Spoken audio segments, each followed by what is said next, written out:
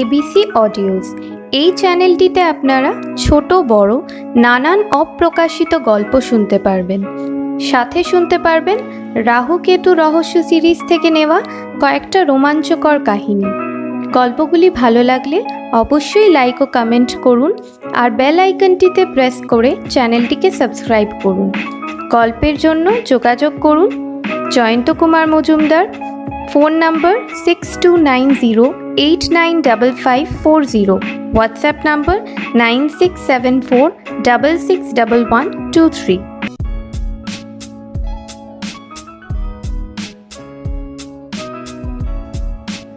শুরু হচ্ছে আজকের গল্প ডেস্টিনেশন ভাইজ্যাক।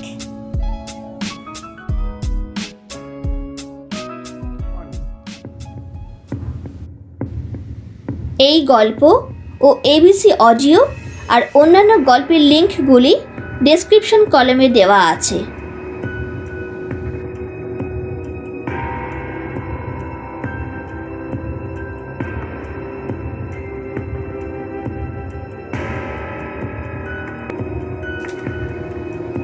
কোর্টের শীতকালীন ছুটি শুরু হয়ে গেছে। স্বভাবতই রাহু কেতুর পরিবারে চলো ঘুরে আসি গোছের মনোভাব।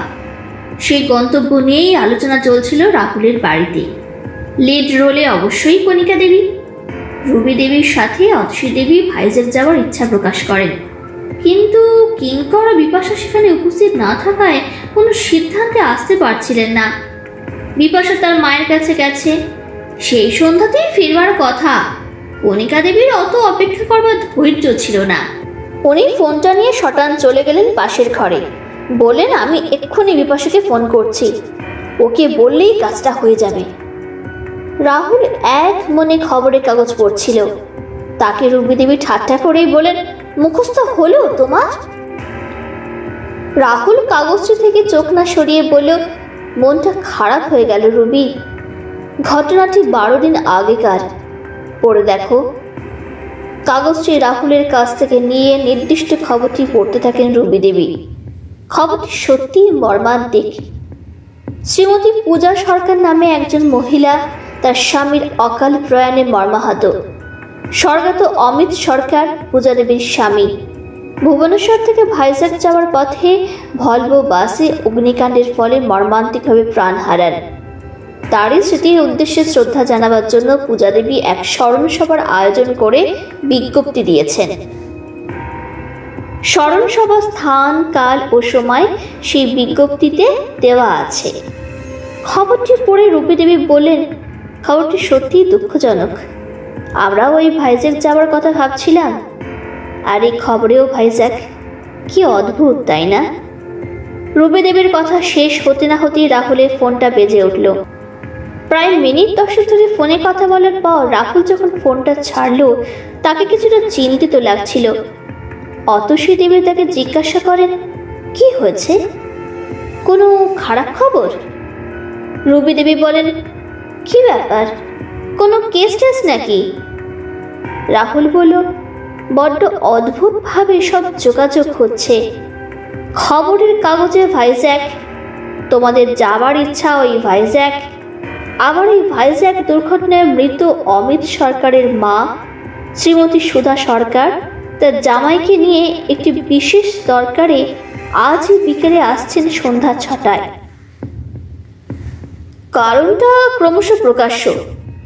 রুবি দেবী বলেন, আগামীকাল অমিতবাবুর স্মরণ সভা, আর আজ বিকেলেই ওনার দরকার পড়ল। অতসী দেবী বললেন, এই বিজ্ঞপ্তিটি দেখে কি ওনার ফোন করার কথা মনে পড়ল? রাহুল কি যেন একটা ভাবছিল। ইতিমধ্যে কণিকা দেবী ঘরে এসে বলেন, ভাইজ্যাক হচ্ছে, বিপাশা দায়িত্ব নিয়েছে। কিন্তু তোমাদের কি হলো? সবাই এত চিন্তিত কেন? রুবি দেবী বললেন, ভাইজ্যাক রহস্য, আজ সন্ধ্যে 6টায় শুভ মুহূর্ত। শ্রীমতী সুধা সরকার তার জামাই শ্রী পঞ্চম দত্তের সাথে বিকেল 6টায় পৌঁছে যান রাহুলের বাড়িতে। প্রাথমিক পরিচয় পর্বের পর রাহুল বলে, আজ সকালে খবরের কাগজে অমিতবাবুর খবরটা পড়ছিলাম যখন আপনাদের ফোনটা আসে। ঘটনার 12 দিন পর হঠাৎ করে আমায় প্রয়োজন পড়লো কেন সেটাই বুঝতে পারিনি। পঞ্চমবাবু বললেন, গত পরশু আমার শাশুড়ি মা এই চিঠিটি পেয়েছেন স্পিড পোস্টে ইন্স্যুরেন্স কোম্পানি থেকে। চিঠিটা রাহুলের হাতে দিয়ে পঞ্চমবাবু বললেন, একটু পড়ে দেখুন। ক্লেম সেটেলমেন্ট ডিপার্টমেন্টের শ্রী সুব্রত বোস চিঠিটা পাঠিয়েছেন। রাহুল চিঠিটা মিনিটখানেক মন দিয়ে পড়ে। স্বর্গত অমিত সরকারের নমিনি হিসেবে তার স্ত্রী পূজা সরকারকে বিমার ৭৬ লক্ষ টাকা দেওয়া হবে। এ ব্যাপারে কারো কোনো বক্তব্য থাকলে আগামী ৭ দিনের মধ্যে শ্রী সুব্রত বোসকে যোগাযোগ করবার কথা লেখা আছে।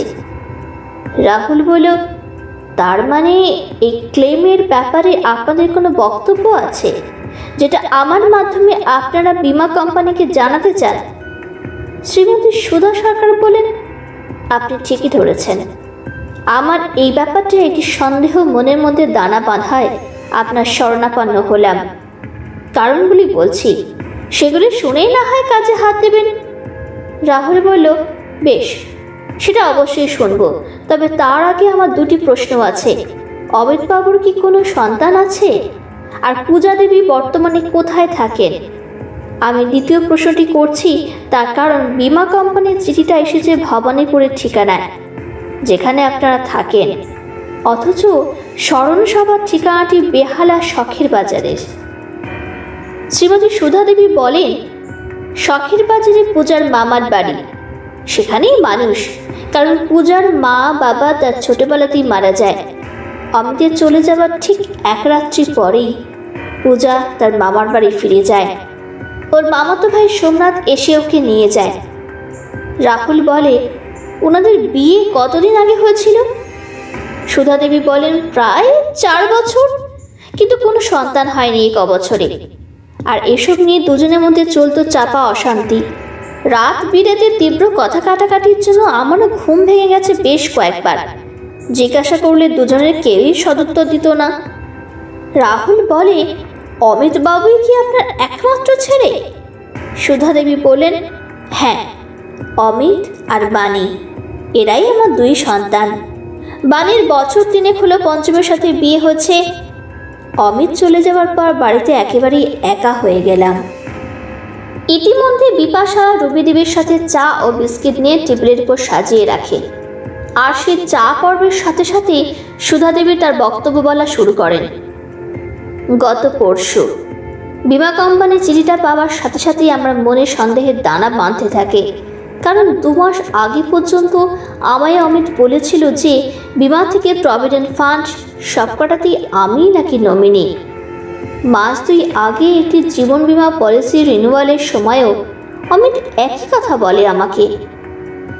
রাহুল বলে, হয়তো তারপর মত পাল্টে অমিতবাবু নমিনেশন পূজা দেবীর নামে করে গেছেন, যেটা আপনাকে বলেননি বা বলবার সুযোগ পাননি। আর সেটাই হয়েছে, নইলে বীমা কোম্পানি আপনাকে চিঠি দিত না। সুধা দেবী বলেন, সেটা হয়তো হয়েছে, কিন্তু গত মাসের মাঝামাঝি কতগুলি ঘটনা না ঘটলে আমি আপনার কাছে আসতামই না রাহুল বাবু। রাহুল বলল, বেশ, বলুন কি ঘটনা? সুধা দেবী বললেন, যখন ঘটনাগুলি ঘটে তখনও ব্যাপারটিকে অতটা গুরুত্ব দিইনি, কিন্তু এই চিঠিটি পাওয়ার পর আমার মনে হচ্ছে যে অমিতকে নমিনেশন পাল্টাতে বাধ্য করা হয়েছে। চাপে পড়ে অমিত এই পরিবর্তনটি করে। রাহুল বলল, ঠিক কি হয়েছিল? সুধা দেবী বলেন, প্রথমে যে ঘটনাটির কথা বলছি, সেদিন বাণী ও পঞ্চম আমার ওখানেই ছিল। হঠাৎই সেখানে উদয় হয় পূজার মামাতো দাদা সোমনাথ দাস। ঘরে ঢুকিয়ে বেশ উত্তেজিতভাবে অমিতের খোঁজ করে। তখনও অমিত বাড়িতে ফেরেনি অফিস থেকে। কাউকে কিছু না বলে পূজার খোঁজে সোজা তার ঘরের দিকে চলে যায় সে। সোমনাথের চোখে মুখে একটা চাপা টেনশন স্পষ্ট বোঝা যাচ্ছিল। আচরণটা স্বাভাবিক লাগছিল না। আমিও পেছন পেছন পূজার ঘরের দিকে এগিয়ে যাই। ততক্ষণে সে পূজার সাথে চাপা গলায় কথা বলা শুরু করে দিয়েছে। পুরোটা শুনতে না পেলেও এটা বুঝতে পারি যে সোমনাথ পূজার কানে কোন রকম মন্ত্রণা দিচ্ছে। অমিত সম্বন্ধে তাকে বারবার সাবধান হতে বলছে। পূজার টুকরো কথা কানে এলেও সোমনাথ ঠিক কি বিষয়ে পূজাকে সাবধান করছিল সেটা বুঝতে পারেনি। তবে সে পূজাকে নিজের আখের ঠিক বুঝে নেবার কথাই বলছিল বারবার। রাহুল মন দিয়ে সুধা দেবীর কথাগুলি শুনে বলল, বেশ। তারপর সুধা দেবী বললেন, সেদিন অনেক রাত করে অমিত বাড়ি ফেরে। পূজাও তার ঘর থেকে বেরোয়নি সেদিন। মনটা আনচান করছিল, তাই বাণী আর পঞ্চমকে সেদিন থেকে যেতে বলি। আর সেই রাত্রেই পূজা আর অমিতের মধ্যে কথা কাটাকাটির আভাস পায় পঞ্চম। ওর মুখেই শুনুন ঘটনাটি। পঞ্চমবাবু বললেন, আমার রাতে এমনি ঘুম আসতে দেরি হয়, আর এখানে থাকলে তো ঘুম আসতেই চায় না। সেদিনও রাত প্রায় 1টা অবধি জেগেছিলাম। ঘুম আসছিল না বলে ঘরের লাগোয়া হল ঘরে পায়চারি করছিলাম, আর সেই সময় কানে আসে অমিত আর পূজার চাপা গলার কথা কাটাকাটি। কথাগুলো স্পষ্টতই নমিনেশন নিয়ে, তবে কিসের ব্যাপারে নমিনেশন সেটা বুঝতে পারিনি। রাহুল বলে, এই কথা কাটাকাটির সূত্রপাত ঠিক কী নিয়ে সেটা বুঝতে পেরেছিলেন কি? পঞ্চমবাবু একটু ভেবে নিয়ে বলেন, সঠিক বলতে পারবো না, তবে সোমনাথবাবুর কথার ভিত্তিতেই যে কথা হচ্ছিল সেটা বুঝতে পারি, তাদের বারবার সোমনাথের নাম নেওয়া থেকে। অমিতের চাকরির ক্ষেত্রে কোনো জটিলতার খবর সম্ভবত সোমনাথবাবু দেয় পূজাকে, আর সেই থেকেই কথা কাটাকাটি। রাহুল জিজ্ঞাসা করে, আপনার কি এ বিষয়ে অমিতবাবুর সাথে কোনো কথা হয়েছিল পরে? পঞ্চমবাবু বলেন, না, আমি বাণীকে ব্যাপারটা জানাই, ও সম্ভবত মাকে জানায়। রাহুল এবার সুধা দেবীকে জিজ্ঞাসা করে, আপনি কি এ ব্যাপারে ওনাদের কিছু জিজ্ঞাসাবাদ করেছিলেন? সুধা দেবী বলেন, সরাসরি না হলেও পূজার কাছেই জানতে চেয়েছিলাম। কোনো সদুত্তর পাইনি, হাসাও করিনি, কারণ ওটা কোনোদিনই পাইনি ওদের থেকে ইদানিংকালে। রাহুল বলল, সোমনাথ বাবু কি অমিত বাবুর কলিগ ছিলেন? উনি এসব খবর পূজা দেবীকে দিলেন কিভাবে? সুধা দেবী বলেন, আরে না না, সোমনাথ তো সারাদিন দালালি করে বেড়ায়। ওর বউ সোমা, সে অমিতের কোম্পানি অন্য একটি ডিভিশনের সেক্রেটারি কাজ করে। তাই আমার মনে হয় না যে অমিতের মতন অত সিনিয়র ম্যানেজার, তা আবার অন্য ডিভিশনের, তার সম্বন্ধে সোমা কিছু জানবে। হয়তো ওরও কোনো খবর টবর সোমার কানে এসেছিল, আর সেটাই সে সোমনাথকে বলে, আর তাতেই রং চড়িয়ে সোমনাথ পূজার কান ভারী করেছে।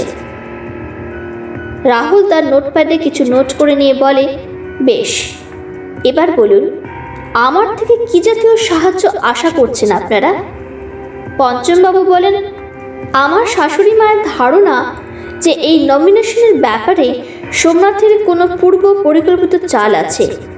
পূজা নমিনি হলে পরবর্তী সময় বিমার টাকাতে থাবা বসাতে তার সুবিধে হবে, আর সেই জন্যে এসব অফিসের ঝামেলার গল্প। এমনিতেই কারণে অকারণে প্রায় সোমনাথ পূজার থেকে টাকা নিয়ে যেত।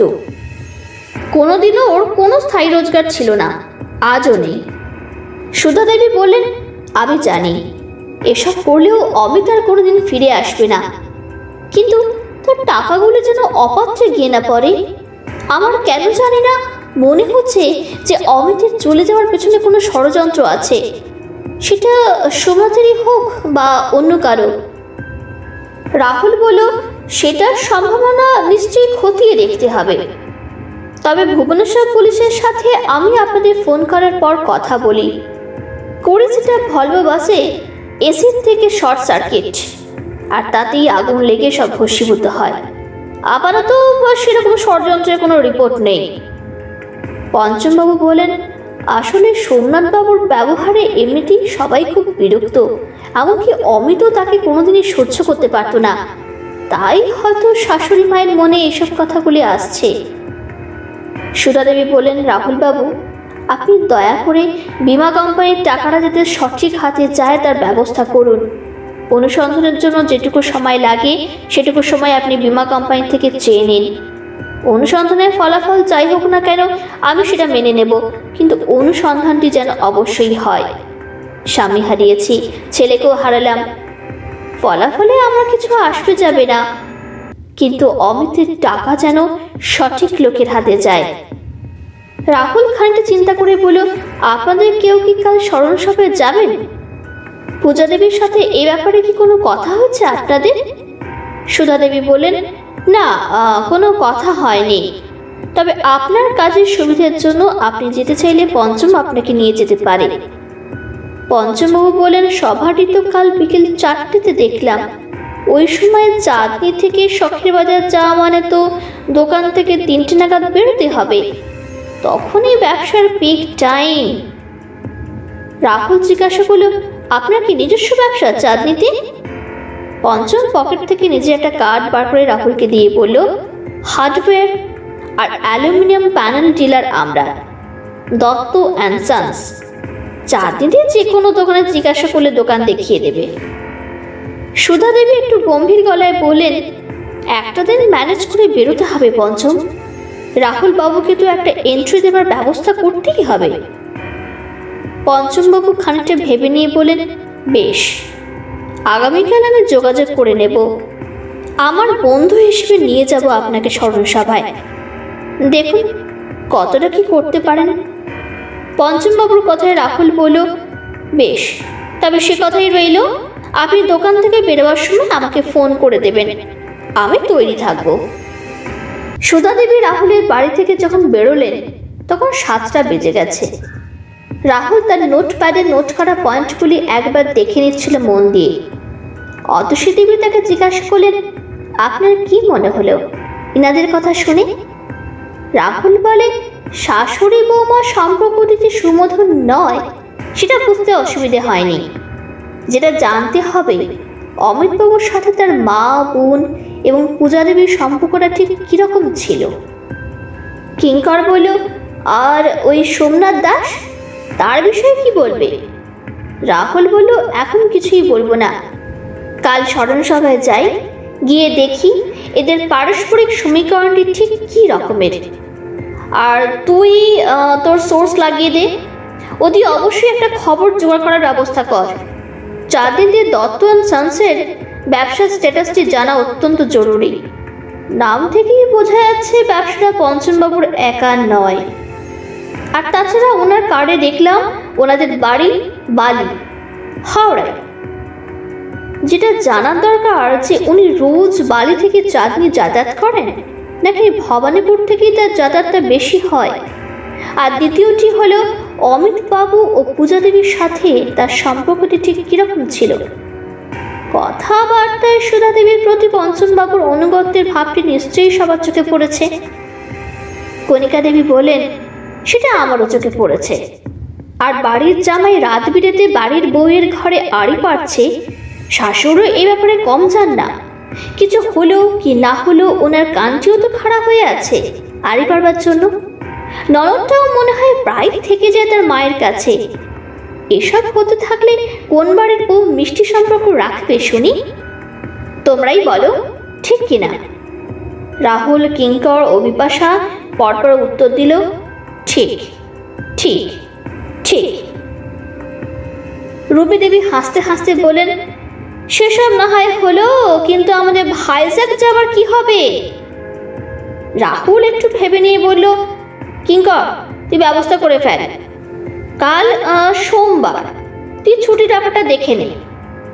আমি আজ রাত্রে ভুবনেশ্বরের কথা বলে নিচ্ছি। কাল স্মরণসভা আর বিমা অফিস অ্যাটেন্ড করে রাতের ট্রেনে ভুবনেশ্বর চলে যাব। রুবি, তুমি একটু বুকিংটা দেখে নাও, আর রিটার্নটা রাখো মঙ্গলবার রাতের ট্রেনে। আশা করি আমার কাজ মঙ্গলবার বিকেলেই হয়ে যাবে, আর বুধবার সকাল সকাল ব্যাক টু কলকাতা, তারপর যে কোনো সময় হয়ে যাক। কিঙ্কর বলল, আর সুধা দেবীর কেসের কি হবে? রাহুল বলল, বীমা কোম্পানি এমনিতেই 7 দিনের সময় দিয়েছে সুধা দেবীকে, ওটা কথা বলে আমি এক্সটেন্ড করিয়ে নেব কাল। সুধা দেবী লেটারটির আজ ড্রাফটটা রেডি করে কাল নিয়ে বেরোবো, সুতরাং তুই ভাইজ্যাকের প্ল্যানটি নিশ্চিন্তে করতে পারিস। কণিকা দেবী আশ্বস্ত হয়ে বলেন, যাক, তাহলে যাওয়াটা হচ্ছে। বিপাশা, চল তাহলে নেটটা নিয়ে বসি, ভাইজ্যাকের দেখা জায়গাগুলো চিনে রাখতে হবে তো। বীমা কোম্পানির সুব্রত বোসের অফিসে রাহুল পৌঁছে যায় বেলা 10টায়। তাকে সুধা দেবীকে লেখা বীমা কোম্পানির চিঠির উত্তরে যে ড্রাফট রিপ্লাইটি রাহুল বানিয়ে নিয়ে গিয়েছিল সেটা দেখিয়ে বলে, সুধা দেবীর কতগুলি বিষয়ে সন্দেহ থাকায় আমাকে ব্যাপারটি একটু অনুসন্ধান করে দেখতে বলেছেন, আর তাই আপনাকে ব্যাপারটা জানাতে এলাম। আমি রাহুল রায়, অ্যাডভোকেট, আর এই আমার কার্ড। সুব্রত বাবু বলেন, বেশ, ওনাকে বলবেন যে এই চিঠিটি উনি যেন আমাকে মেল আইডিতে পাঠিয়ে দেন আজই, আর চিঠি স্পিড পোস্টে পাঠালেও চলবে। তবে ওনার সন্দেহের কারণটি কি সেটা জানতে পারি? রাহুল বলল, সেটি চিঠির সেকেন্ড প্যারাতে পেয়ে যাবেন। নমিনেশনের বিষয়ে বেশ কয়েকটি খটকা আছে সুধা দেবীর মনে, তবে এর বেশি ডিটেল আমি এখনই দেব না, অনুসন্ধান যেহেতু শেষ হয়নি। সুব্রতবাবু বললেন, ঠিক আছে, আপনার কথায় আমি দিন 10 ব্যাপারটা হোল্ড করছি, কিন্তু তার বেশি দিন অপেক্ষা করতে পারবো না। বীমা কোম্পানি সব রকম ভেরিফিকেশনের পর ক্লেম সেটেল করেন। এটাই ছিল এই প্রসেসের প্রথম ধাপ। একজনের স্বামী বিয়োগ হয়েছে, তার ক্লেম আটকে রাখাটা একটু চাপের, বুঝতেই পারছেন। রাহুল বলল, আপনার দেওয়া সময়সীমা আমার মনে থাকবে, কাজটা তার মধ্যেই করে ফেলবো আশা করি। আর এ ব্যাপারে আপনি কি আমায় একটু সাহায্য করবেন? আমি বুঝতে পারছি সুধা দেবীর সন্দেহের কোনো গ্রহণযোগ্য যুক্তি নেই, তবু যেহেতু উনি বাড়ি এসে অনুরোধ করে গেলেন, তাই একটু নিশ্চিত হতে চাই। সুব্রতবাবু বললেন, আমি আপনাকে অমিত সরকারের ফাইলটি দেখাচ্ছি, যদি তাতে আপনার কোনো কাজ হয়। সুব্রতবাবু তার একজন সহকারীকে ডেকে ফাইলটি আনাবার ব্যবস্থা করেন। ফাইলটিতে মিনিট 5 চোখ বুলিয়ে রাহুল বলে, সুধা দেবীর সন্দেহের কারণ কিছুটা হলেও বুঝতে পারছি। মৃত্যুর মাত্র কয়েক সপ্তাহ আগে এতদিন পর হঠাৎ করে নমিনির নাম পরিবর্তনটিতে সন্দেহের উদ্রেক হলেও হতে পারে।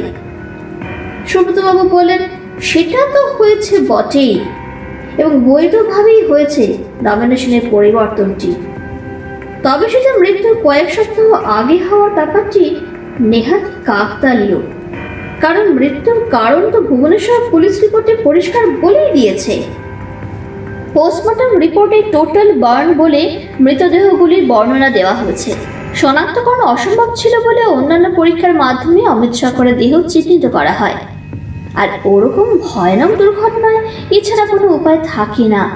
মৃত্যুটা যে নেহাতি দুর্ঘটনা সে বিষয়ে সন্দেহের অবকাশ নেই। রাহুল বলল, আপনি ঠিকই বলেছেন সুব্রত বাবু, আমিও জানি এই কেসের কোনো মেরিট নেই, তবে ব্যাপারটা ইতি টানতে আমাকে ওই নমিনেশনের পরিবর্তন আর পোস্টমর্টম রিপোর্ট এই দুটির কপি দেওয়া যাবে? সুব্রতবাবু বললেন, হ্যাঁ, নিশ্চয়ই পেয়ে যাবেন, আর দেখবেন ব্যাপারটাতে যেন বেশি দেরি না হয়। আমার কার্ডটি আপনি রাখুন, এর মধ্যে আর কোনো প্রয়োজন হলে যোগাযোগ করতে পারেন। সুব্রতবাবুকে ধন্যবাদ জানিয়ে কাগজপত্র গুছিয়ে রাহুল বেরিয়ে আসে বীমা অফিস থেকে। অমিত সরকারের স্মরণ সভায় পঞ্চমবাবুর সাথে রাহুল যখন পৌঁছায় তখন অনুষ্ঠান শুরু হয়ে গেছে। তার স্মৃতির উদ্দেশ্যে শ্রদ্ধা জ্ঞাপন করছেন অমিতবাবুর এক সহকর্মী। সামনের সারিতে একপাশে মাথা নিচু করে বসেছিলেন একজন কম বয়সী মহিলা। তাকে দেখিয়ে পঞ্চমবাবু নিচু গলায় বললেন, ওই পূজা। পাশে ওনার মামিমা শ্রীমতী শান্তি দাস ও মামা শশীভূষণ। একজন মহিলা সবাইকে ঘুরে ঘুরে কফি সার্ভ করছিলেন। পঞ্চমবাবুকে দেখে তিনি এগিয়ে এসে বললেন, পঞ্চমদা, আপনি এসেছেন? ভালো করেছেন, কিন্তু বাড়ির বাকিরা কেউ আসবেন না?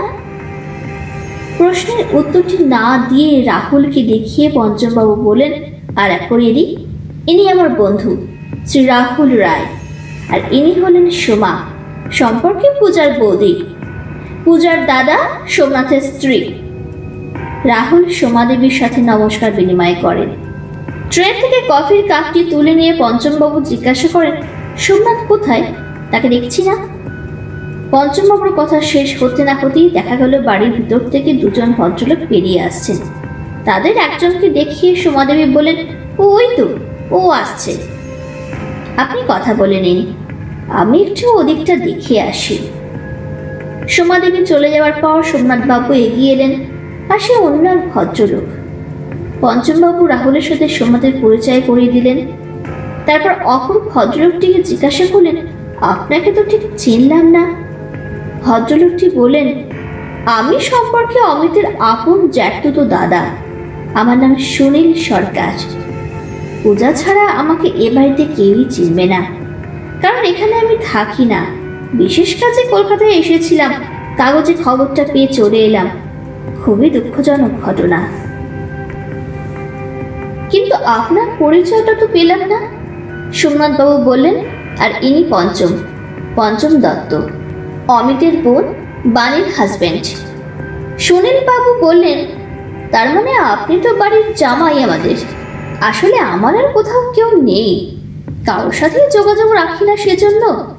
তাছাড়া আমি আবার এক জায়গায় বেশি দিন থাকতে পারি না, বাউন্ডুলেও বলতে পারেন। নিজের কথাতে নিজেই হেসে বললেন, আর এইভাবেই জীবনটা কাটিয়ে দেব। তা কাকিমা কেমন আছেন? মানে আমি আপনার শাশুড়ি মায়ের কথা বলছি। ভালো আছেন তো? পঞ্চমবাবু বলেন, ভালো কি করে থাকবেন বলুন? এত বড় ধাক্কাটা সামনে নিচ্ছিলেন কোনো রকমে। গতকাল কাগজে স্মরণসভার খবরটা পেয়ে আবার ভেঙে পড়েছেন। সুনীলবাবু খানিকটা চুপ করে থেকে বলেন, হাতে একদম সময় নেই, আজই বেরিয়ে যেতে হবে। একবার পূজার সাথে কথা বলা যাবে সোমনাথবাবু? সোমনাথবাবু চোখের ইশারায় সবাইকে তার সাথে আসতে বললেন। তারপর পূজার কাছে এসে দাঁড়ালেন। একটু আগে স্থানীয় একজন একটি সুন্দর রবীন্দ্রসঙ্গীত গাওয়া শেষ করলেন। পূজা দেবী মাথা নিচু করে চোখের জল মুছছিলেন। তাকে সোমনাথবাবু আস্তে আস্তে ডাকলেন। পূজা নিজেকে সামনে নিয়ে উঠে দাঁড়ালেন। সোমনাথ রাহুলের সাথে পূজার পরিচয় করিয়ে দিলেন। তারপর বললেন, অমিতের দাদা বেরিয়ে যাবেন, একবার দেখা করতে চাইছেন। সুনীলবাবু পূজার মামা ও মামিকে নমস্কার করে অমিতের ছবিটিকে এক মনে প্রণাম করেন। তারপর পূজাকে বলেন, তোমাকে আর কি বলবো, ভগবান তোমাকে শক্তি দিন এই দুঃখ সামলাবার। জানি না আর দেখা হবে কিনা। সেই 3.5 বছর আগে বড়দার শ্রাদ্ধের সময় একবারই দেখেছিলাম তোমায়। তখন তোমাদের সবে সবে বিয়ে হয়েছে। আজ এইরকম একটি উপলক্ষে দেখা হয়ে যাবে কোনোদিনও ভাবিনি। সাবধানে থেকো, আজ আসি। সবাইকে নমস্কার করে সুনীলবাবু বেরিয়ে গেলেন। রাহুল এরপর পূজার মামা ও মামিমার সাথে পরিচয় করে। অমিত সরকারের ছবিতে শ্রদ্ধা জানিয়ে পূজা দেবীকে নমস্কার করে পঞ্চমবাবুর সাথে বেরিয়ে আসেন স্মরণসভা থেকে।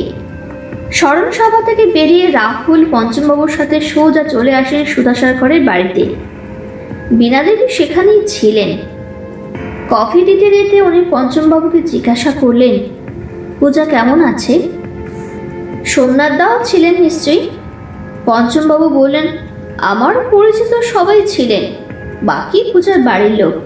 আমি তাদেরকে চিনি না, কেবল এবারে থেকে আমি আর রাহুলবাবুই ছিলাম। ইতিমধ্যে সুধা দেবী ঘরে এসে বসেন। বলেন, অমিতের অফিস থেকে কেউ আসেনি? পঞ্চমবাবু বলেন, ছিলেন মনে হয় অনেকেই। একজনকে তো অমিত সম্বন্ধে অনেক কিছু বলতেও শুনলাম। শ্রদ্ধা জানিয়ে ছবিতে মালাও দিলেন কয়েকজন, তবে আমি কাউকে চিনি না। আর হ্যাঁ, সুনীল সরকার বলে অমিতের জ্যাঠতুতো দাদার সাথে আলাপ হলো সেখানে। বললেন বাইরে থাকেন, কলকাতায় কাজে এসেছিলেন, কাগজে খবরটা পড়ে চলে আসেন। সুধা দেবী বললেন, হো আমার ভাসুরের ছোট ছেলে, চরম বাউন্ডুলে, কখন কোথায় থাকে কেউ জানে না। ওরা 4 ভাই ছিল, বড়জন অমিতের বিয়ের পরপর মারা যায়। এর আগে সুনীলের বাবা মা 2 ভাই আর বোন সবাই মারা যায়। তবে আমাদের সাথে যোগাযোগ সেরকম ছিল না, খবর পেয়ে চলে এসেছে। রাহুল বলল, ভারী অদ্ভুত চরিত্র, চেহারাটাও কেমন যেন ভবঘুরে টাইপের, এক মুখ দাড়ি গোঁফ, খদ্দরের পাঞ্জাবি, কাঁধে ঝোলা ব্যাগ আর পায়ে চটি। গলার আওয়াজটাও কেমন যেন চাপা, মনে হয় কথা বলতে কষ্ট হচ্ছে। তবে ছবিতে অমিতবাবুর মুখের আদলের সাথে ওনার কিছুটা হলেও মিল আছে, একই পরিবারের বলে সম্ভবত। সুধা দেবী খানিকক্ষণ মাথা নিচু করে বসে রইলেন। সম্ভবত অমিতবাবুর কথা রাহুলের কথায় মনে পড়ে যায় আবার। রাহুল প্রসঙ্গটি পাল্টে বলে, আমার সাথে বীমা কোম্পানির সুব্রতবাবুর কথা হয়ে গেছে। আমি একটা চিঠি এনেছি, ড্রাফট চিঠি। এটা সুব্রতবাবুর মেলে আজই সুধা দেবীর তরফ থেকে পাঠিয়ে দিন পঞ্চমবাবু। চিঠিটা কাল স্পিড পোস্টে দিলেও হবে। সুধা দেবী পঞ্চমকে বলেন, একটু ব্যবস্থা করে দাও তুমি পঞ্চম। আর রাহুল বাবুকে আমার নতুন করে বলবার কিছু নেই। আমার মনে সন্দেহগুলিকে দূর করে দেবেন সময় মতো, তাহলেই হবে। নমস্কার করে রাহুল ভবানীপুর থেকে বেরিয়ে আসে। তখন সন্ধ্যা 6টা। বাড়িতে রাহুলের অপেক্ষায় ছিলেন সবাই। সেদিনই রাতের ট্রেনে ভুবনেশ্বর যাওয়ার ব্যবস্থা হয়ে গিয়েছিল, সাথে মঙ্গলবারের রাত্রের ট্রেনে ফিরবার টিকিট, যদিও আরএসি। রাহুল জিজ্ঞাসা করে, আমাদের ভাইজ্যাক যাওয়ার ব্যাপারটা কতদূর হলো? কণিকা দেবী বলেন, সেটা কিঙ্কর ওর এজেন্টকে দিয়ে ব্যবস্থা করে ফেলেছে। বৃহস্পতিবার রাতের ট্রেনে রওনা, শুক্র শনি রবিবার ওখানে কাটিয়ে সোমবার রওনা হয়ে মঙ্গলবার রিটার্ন। বলো কেমন হয়েছে প্ল্যানটা? রাহুল একটু চিন্তা করছিল। রুবি দেবী গরম চা আর সিঙ্গারা নিয়ে ঘরে ঢুকলেন। তাকে দেখে বললেন, কি ভাবছো এত? সুধা সরকারের কেসটা নিয়ে? রাহুল হেসে বলল, একটু টাইম ম্যানেজমেন্টটা নিয়ে চিন্তা করে নিচ্ছি। এই বুধবার আর বৃহস্পতিবারের মধ্যেই পূজা দেবীর সাথে বসা দরকার। উভয় পক্ষের কথাই আমার শোনা দরকার। ওদিকে বিমা কোম্পানিকেও একটা সময়সীমা দেওয়া আছে, মাঝখানে ভাইজ্যাক ট্রেন। কিঙ্কর বলল, ব্যাপারটা একটু চাপের হয়ে যাচ্ছে, তাই না কাকা? রাহুল বলল, চাপ মনে করলেই চাপ, নইলে সব ঠান্ডা ঠান্ডা কুলকুল। আরে কাল তো তুই কলকাতায় আছিস, দরকার পড়লে তুই কাজটা একটু এগিয়ে রাখবি। তারপর বুধ বৃহস্পতি পুরো 2 দিন হাতে, অনেক সময় আছে।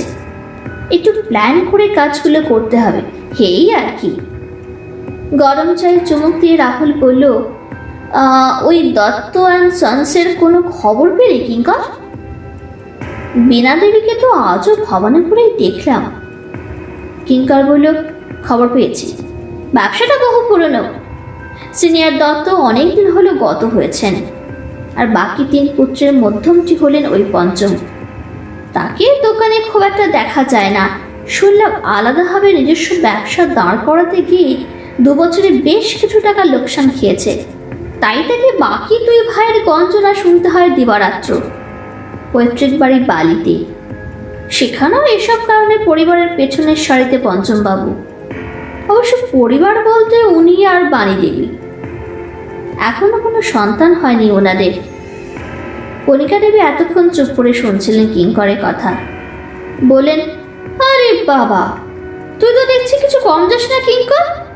এই এত খবর তুই জোগাড় করে ফেলে এত তাড়াতাড়ি কি করে?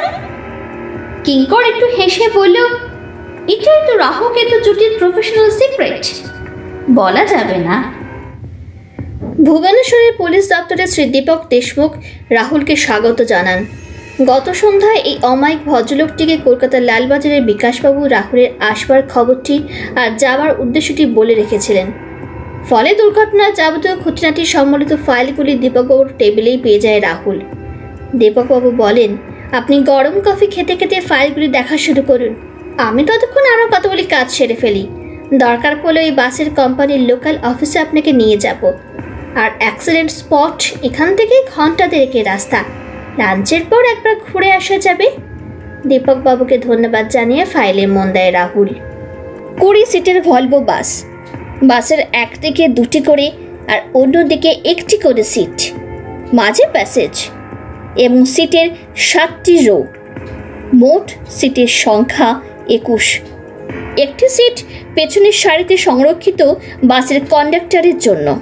মোট 20 জন যাত্রীর মধ্যে প্রথম 3টি সারির যাত্রীরা অর্থাৎ সাফল্যের 9 জন জ্বলন্ত বাস থেকে বেরিয়ে আসতে পারেন। ড্রাইভার আর কন্ডাক্টর আগেই অন্য কারণে বাস থেকে নেমে গিয়েছিলেন, তাই বেঁচে যান।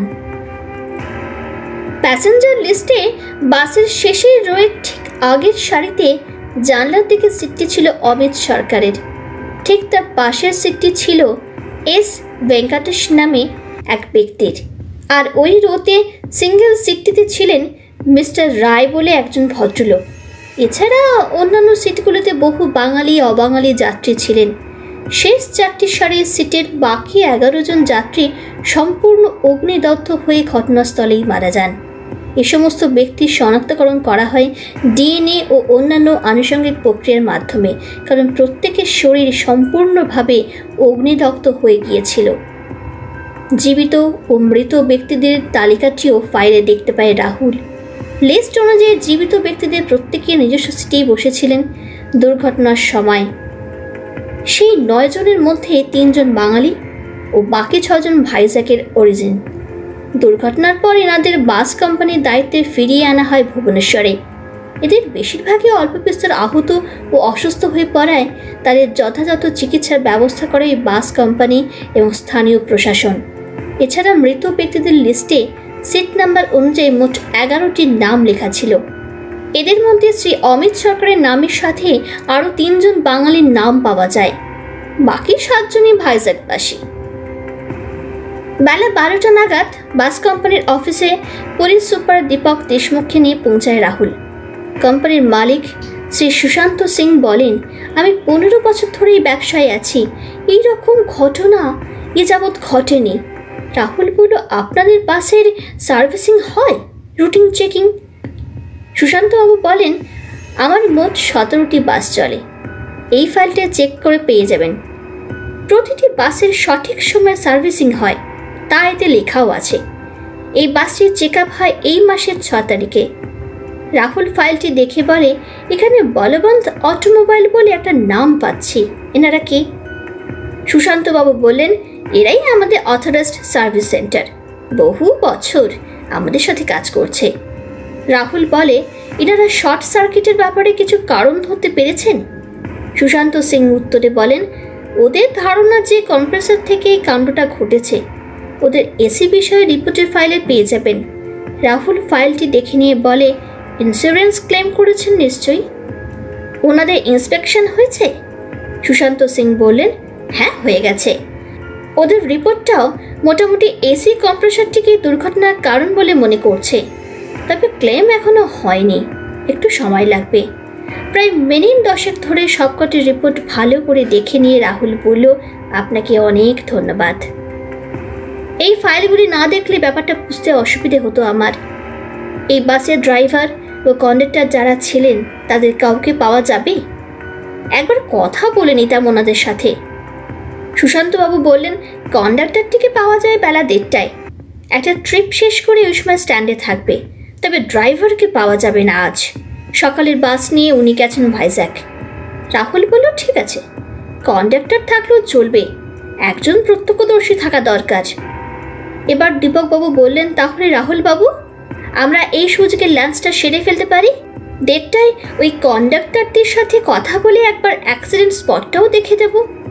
সুশান্ত বাবুকে ধন্যবাদ জানিয়ে রাহুলরা বেরিয়ে আসে ওনার অফিস থেকে। রাহুলকে একটু চিন্তিত লাগছিল। দীপকবাবু বললেন, কিছু ভাবছেন কি? রাহুল বলল, লাঞ্চের আগে একবার বলবন্ত অটোমোবাইলে যাব ভাবছি। ইচ্ছে করেই সুশান্তবাবুর সামনে বলিনি। যাওয়া যাবে? দীপকবাবু বললেন, যাওয়া যেতেই পারে, রাস্তাতেই পড়বে, চলুন তাহলে। লাঞ্চ টেবিলে কথা হচ্ছিল রাহুল এবং দীপক বাবুর। বলবন্ত সিং এর প্রতিষ্ঠান তো বহু পুরনো, তা কথা বলে কিছু বুঝতে পারলেন রাহুল বাবু? দীপকবাবুর প্রশ্নে রাহুল বলল, ষড়যন্ত্রের সাথে যুক্ত থাকতে পারে সেরকম তালিকা থেকে সুশান্ত সিং আর বলবন্ত সিং দুজনকেই বাদ দিয়ে দিলাম। এরা কোনোভাবেই অমিতবাবুর সাথে জড়িত থাকতে পারেন না। এমনকি ওনার কোম্পানিও এই বলবন্ত সিং এর কাস্টমার নন, কেবল সেটাই তো একবার ছিল এখানে। দীপকবাবু বললেন, এটা যে পিওর অ্যাক্সিডেন্ট ডেথ সেই বিষয়ে আমরা নিশ্চিত, কারণ সেদিন যারা সার্ভাইভ করেছিল তাদের সবাই একটাই কথা বলেছেন, ভগবান বাঁচিয়েছেন, তাই এখনও কথা বলছি। এদের মধ্যে তো কারো কারো নার্ভাস ব্রেকডাউন হয়ে বেশ কিছুক্ষণ কথাই বলতে পারেননি। রাহুল বলল, সেটা আমি বুঝতে পারছি দীপক বাবু, তবে ক্লায়েন্টকে ফাইনাল রিপোর্ট দেওয়ার আগে একদম শিওর হতে চাই। একটা সেলফ স্যাটিসফ্যাকশনের ব্যাপার তো থাকে, ক্লায়েন্টকেও তো স্যাটিসফাই করতে হবে। সত্যি কথা বলতে আমি প্রথম থেকেই জানি যে আমার ক্লায়েন্টের ষড়যন্ত্র সন্দেহটি নেহাতি অমূলক। সামান্য নমিনেশন চেঞ্জের সাথে এই অ্যাক্সিডেন্টটা নেহাতি কাকতালীয়, তবুও একবার দেখে নেওয়া, এই আর কি। দীপকবাবু বললেন, তা আপনি কি আজই ফিরবেন?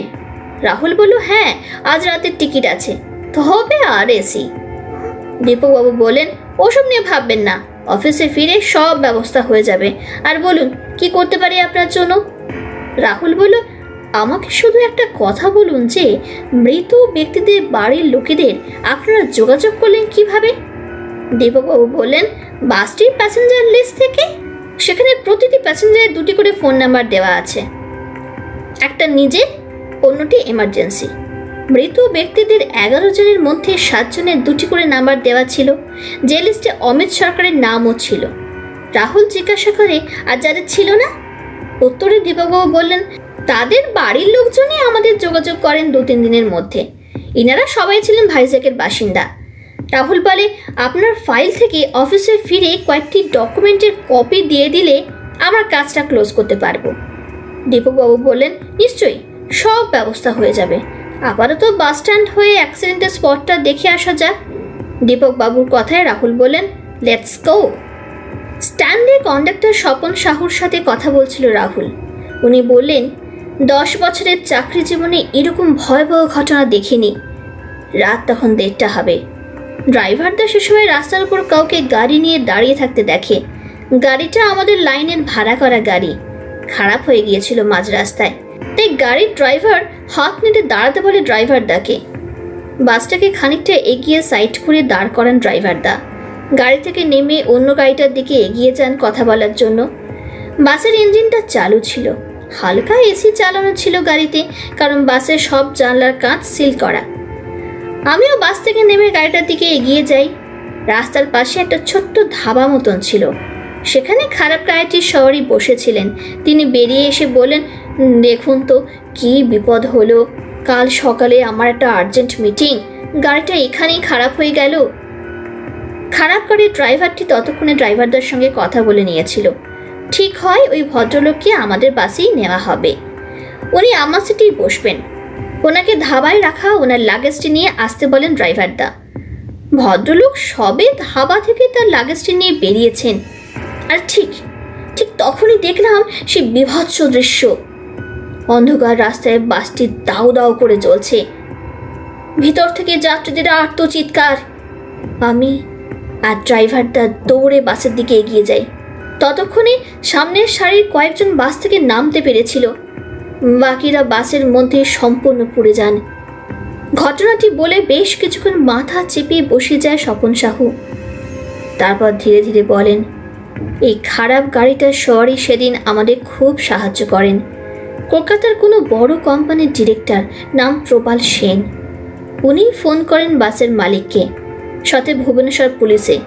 ড্রাইভারদাকে জিজ্ঞাসা করে কাছাকাছি নার্সিংহোম আর হাসপাতালেও খবর দেন। যারা বাস থেকে বেরিয়েছিলেন তারা ধাবায় আশ্রয় নেন। ঘণ্টাখানেকের মধ্যেই দমকল, পুলিশ, হাসপাতালের ডাক্তার, অ্যাম্বুলেন্স ইত্যাদি এসে পৌঁছায় স্পটে, সাথে আমাদের মালিক। উনি সাথে করে একটি গাড়িও নিয়ে আসেন, আর সেটা করে ওই প্রবাল সেন বেরিয়ে যান সাথে সাথে ভাইজ্যাকের উদ্দেশ্যে। দুর্ঘটনার স্পটটি দেখতে যাওয়ার পথে দীপকবাবু বলেন, আমরা যখন সেদিন স্পটে পৌঁছাই তখন চারদিক ঘন অন্ধকারে ঢাকা। তখনও বাসটি দিয়ে কালো ধোঁয়া উঠছে। ধাবার টিমটিমে আলোতে বসে থাকা যাত্রীদের সে কি বিভৎস অবস্থা। সারা শরীরে বাসের ধোঁয়ার কালি, সিটের ছ্যাঁকা, কাপড়ের টুকরো, মাথার চুল অবিন্যস্ত। কারো জামা ছিঁড়ে গেছে, কারো চশমা ভাঙা। তাদের দেখে বোঝবার উপায় নেই যে এরাই একটু আগে সুন্দর জামা কাপড় পরে বাসে উঠেছিলেন। একই রাস্তায় আলো নেই। ধাবার টিমটিমে আলোয় যাত্রীদের ভালো করে দেখাও যাচ্ছিল না। বেশিরভাগ লোকেদের অল্প বিস্তর আঘাত লেগেছিল। তাদেরকে অ্যাম্বুলেন্সে তুলে হাসপাতালে পাঠাতেই প্রায় 4টে বেজে যায়। ওই প্রবাল সেনের সময় মতো খবর দিয়েছিলেন, নইলে যাত্রীদের দুর্ভোগ আরও বেড়ে যেত। রাহুল বলল, তার মানে প্রবাল সেনও আরেকজন প্রত্যক্ষদর্শী? দীপকবাবু বললেন, নিশ্চয়ই, যদিও উনি এসকর্ট অপারেশনে ছিলেন না, তবে প্রত্যক্ষদর্শী তো বটেই। ওনার একটা কার্ডও আমার অফিসের ফাইলে রাখা আছে। ভাইজ্যাকের অফিসে পরদিন কী সব ইনকোয়ারি আছে বলে গাড়ি আসতেই চলে গেলেন। রাহুল বলল, বেশ, আমাকে তাহলে ওনার ডিটেলসটা দেবেন? কলকাতার কোম্পানি যখন, তখন একবার কথা বলে নেব। দীপকবাবু বললেন, হ্যাঁ, দিয়ে দেব। সাথে আপনার আরএসির ব্যাপারটাও সলভ করতে হবে। দুর্ঘটনা স্পট এটি এমন জায়গায় যেখান থেকে লোকালয় প্রায় 3-4 কিলোমিটার দূরে। সেখানে সেদিন ধাবাটি না থাকলে বেঁচে যাওয়া যাত্রীদের দুর্ভোগের শেষ থাকতো না। ধাবার ভিতর তখন 2টি লোক কাজ করছিলেন। ইনারা লোকালয় থেকে বেলা 3টে নাগাদ ওই ধাবায় আসেন। সারা রাত্রি ধাবা চালিয়ে পরদিন বেলা 10টার মধ্যে ফিরে যায় লোকালয়। তারপরে একজনের সাথে কথা বলছিলেন দীপকবাবু। দুর্ঘটনার দিনের খুঁটিনাটি বিষয়গুলি বুঝবার চেষ্টা করছিলেন। রাহুল 1 মিনিট তার নোটপ্যাডে পয়েন্টগুলি নোট করে রাখছিল। কথাবার্তা বলে দীপকবাবু ধাবা থেকে বেরিয়ে যায়। বলেন, আপনার যদি কিছু জানবার থাকে কথা বলে নিন রাহুলবাবু। ইনারা সেদিন পাশে না থাকলে সত্যিই অসুবিধায় পড়তাম সবাই। রাহুল ধাবার চারদিকটা একবার দেখে নেয়। লোকটিকে জিজ্ঞাসা করে, সেদিন মোট কজন ধাবায় ছিলেন যাত্রীদের মনে আছে? লোকটি খানিকক্ষণ ভেবে বলেন, 8-9 জন তো হবেই। ওই সময় মাথা কাজ করছিল না, তাই সঠিক গুনতিটা বলতে পারবো না। যাত্রীরা বাস থেকে কোনো ক্রমে বার হয়ে এসে এধারে ওধারে ছিটকে গিয়েছিল। পরে একে একে ধাবার আলো দেখে এখানে আশ্রয় নেন। হাতের কাছে যা ছিল সেগুলো নিয়েই সবাই নেমে আসেন। একজনের তো বিচ্ছিরিভাবে হাতটাও কেটে গিয়েছিল। বাকিদেরও করুণ অবস্থা। তাদের সামলাতেই দুজনে অস্থির হয়ে যাচ্ছিলাম। রাহুল লোক দুজনের সাথে খানিকক্ষণ কথা বলে বেরিয়ে আসছিল।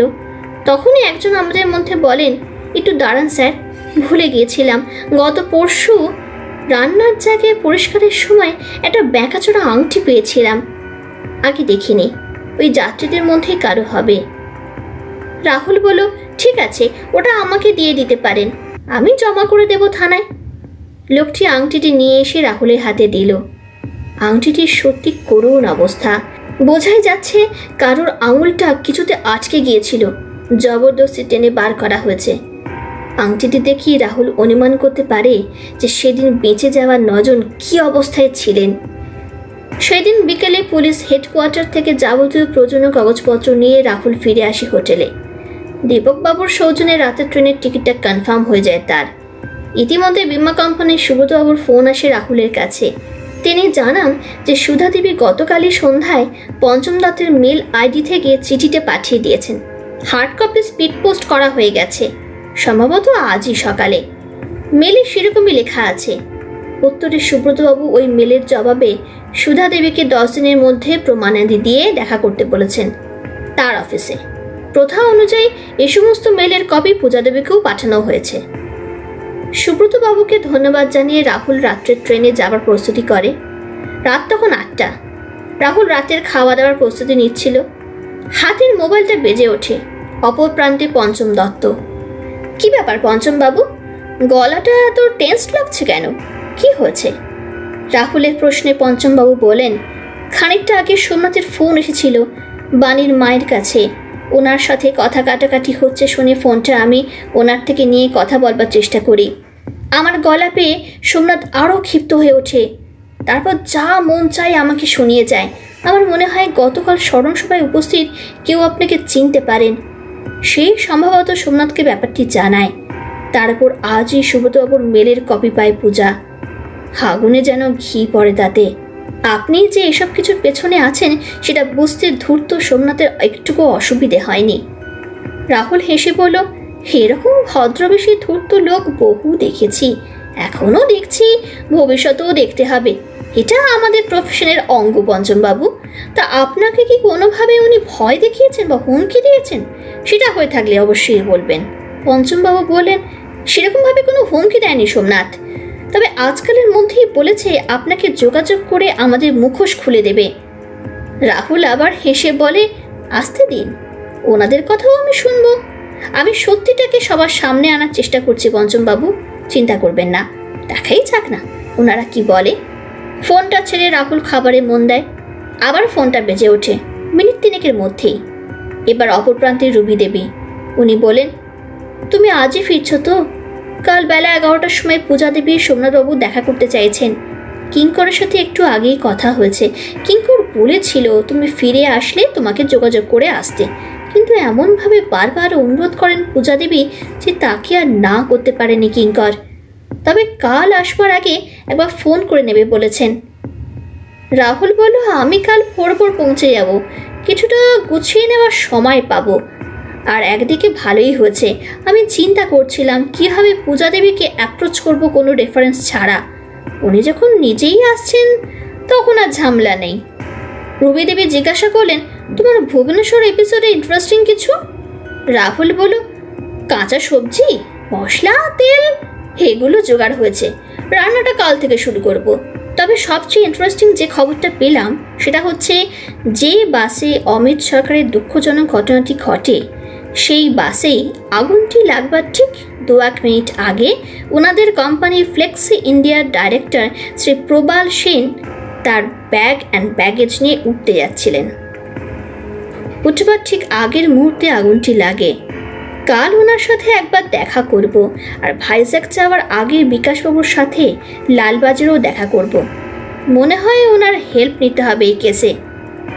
রুবি দেবী বললেন, বেশ, সাবধানে বাড়ি এসো, আমরা অপেক্ষায় রইলাম। কলকাতায় ফিরে কাজে লেগে পড়ে রাহুল। শুরু হয় ভুবনেশ্বর থেকে নিয়ে আসা কাগজপত্রগুলি কাটাছেঁড়া। শ্রী প্রবাল সেনের কার্ডটি দীপকবাবুর অফিসে দেখে বেশ চমকে উঠেছিল রাহুল। গত পরশু স্বর্গত অমিত সরকারের স্মরণ সভায় ফ্লেক্সি ইন্ডিয়ার তরফ থেকে শ্রদ্ধার্ঘ্য নিবেদন করেছিলেন ওনার এক কলিগ, আর ওই কোম্পানির ডাইরেক্টর শ্রী প্রবাল সেন। প্রথমেই রাহুল প্রবালবাবুকে ফোন করে আর নিজের পরিচয় দিয়ে সেদিনই বেলা 3টের সময় ওনার সাথে একটি অ্যাপয়েন্টমেন্ট নিয়ে নেন। এরপরে ফোনটি সে করে বিকাশবাবুকে। রাহুল বিকাশবাবুকে কয়েকটি ফোন নাম্বার নোট করিয়ে দিয়ে বলে, এই নম্বরগুলি এ মাসের প্রথম 15 দিনে কল লিস্ট জোগাড় করে দিতে পারবেন? বিকাশবাবু বলেন, এসব কটি তো কলকাতারই নাম্বার মনে হচ্ছে, হয়ে যাবে, তবে বিকেলের আগে নয়। রাহুল বলল, আমি তাহলে একেবারে বিকেলেই যাব আপনার অফিসে, আরও অন্য প্রয়োজন আছে, আপনি থাকবেন তো? বিকাশবাবু বলেন, হ্যাঁ থাকবো, কিন্তু এই নাম্বারগুলি কাদের? রাহুল বলল, নাম্বারগুলি ওই বাস অ্যাক্সিডেন্টে মৃত 4 জন কলকাতাবাসীর। এর মধ্যে স্বর্গত অমিত সরকারের অল্টারনেটিভ নাম্বারটিও আছে।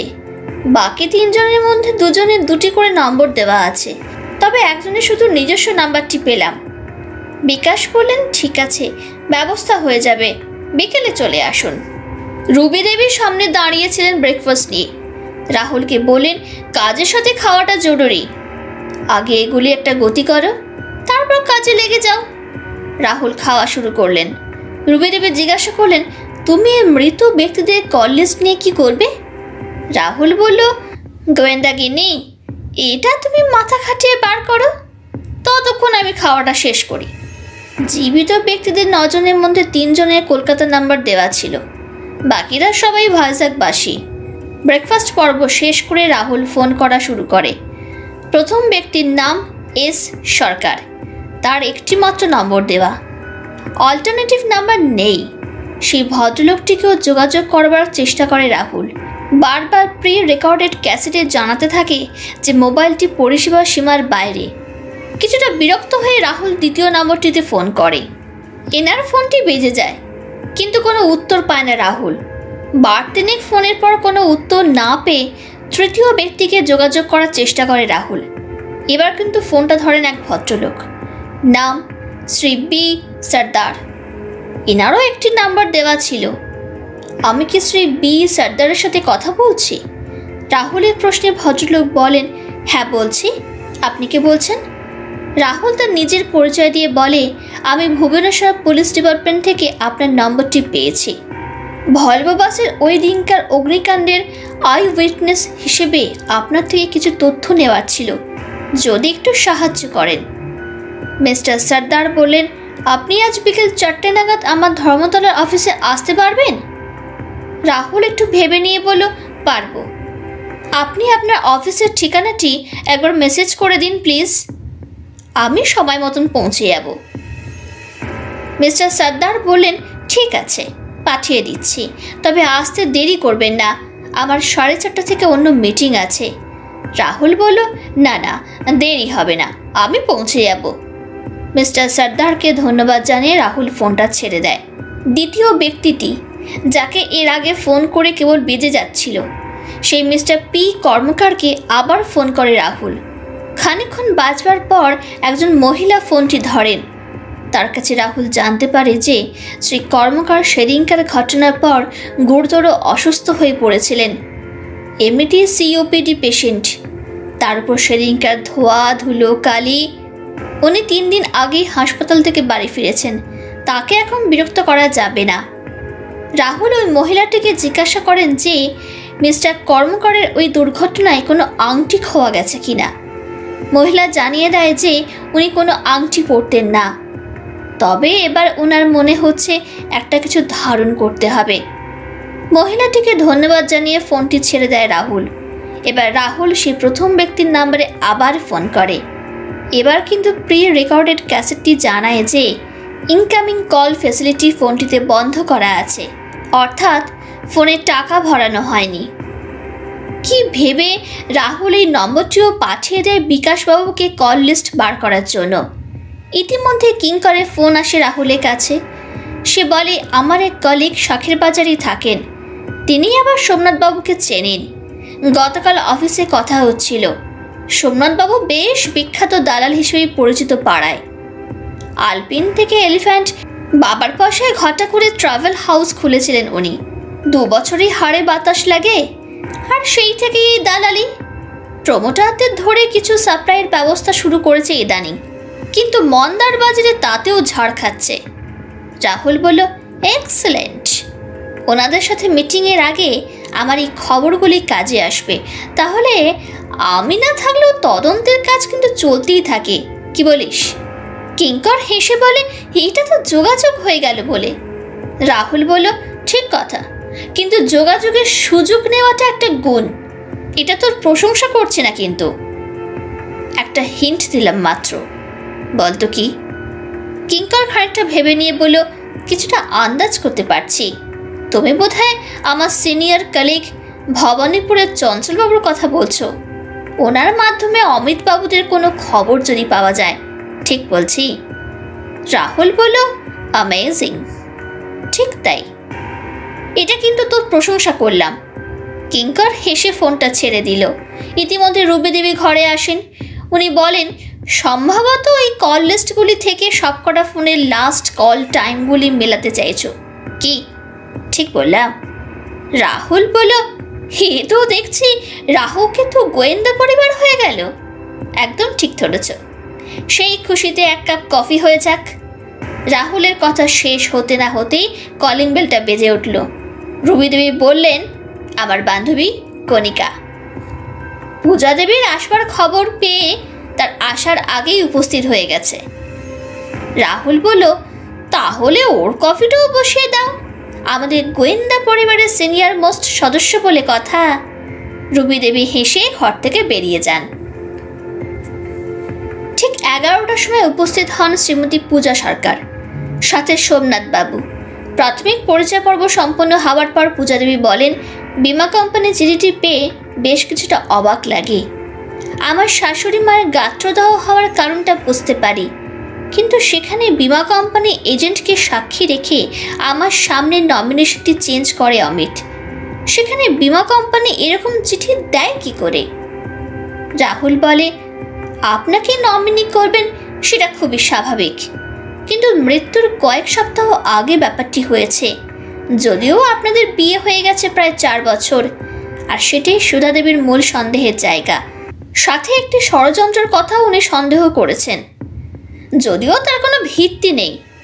সোমনাথবাবু বললেন, কিন্তু তার জন্য কি একটা ক্লেম এভাবে আটকানো যায়, যেখানে মৃত্যুটা যে দুর্ঘটনার জন্যে সে ব্যাপারে কোনো সন্দেহ নেই? রাহুল বলে, আটকানো ফাইনালি যাবে না, তবে অবজেকশন এলে বিমা কোম্পানিও সেটিকে নজরআন্দাজ করতে পারবেন না।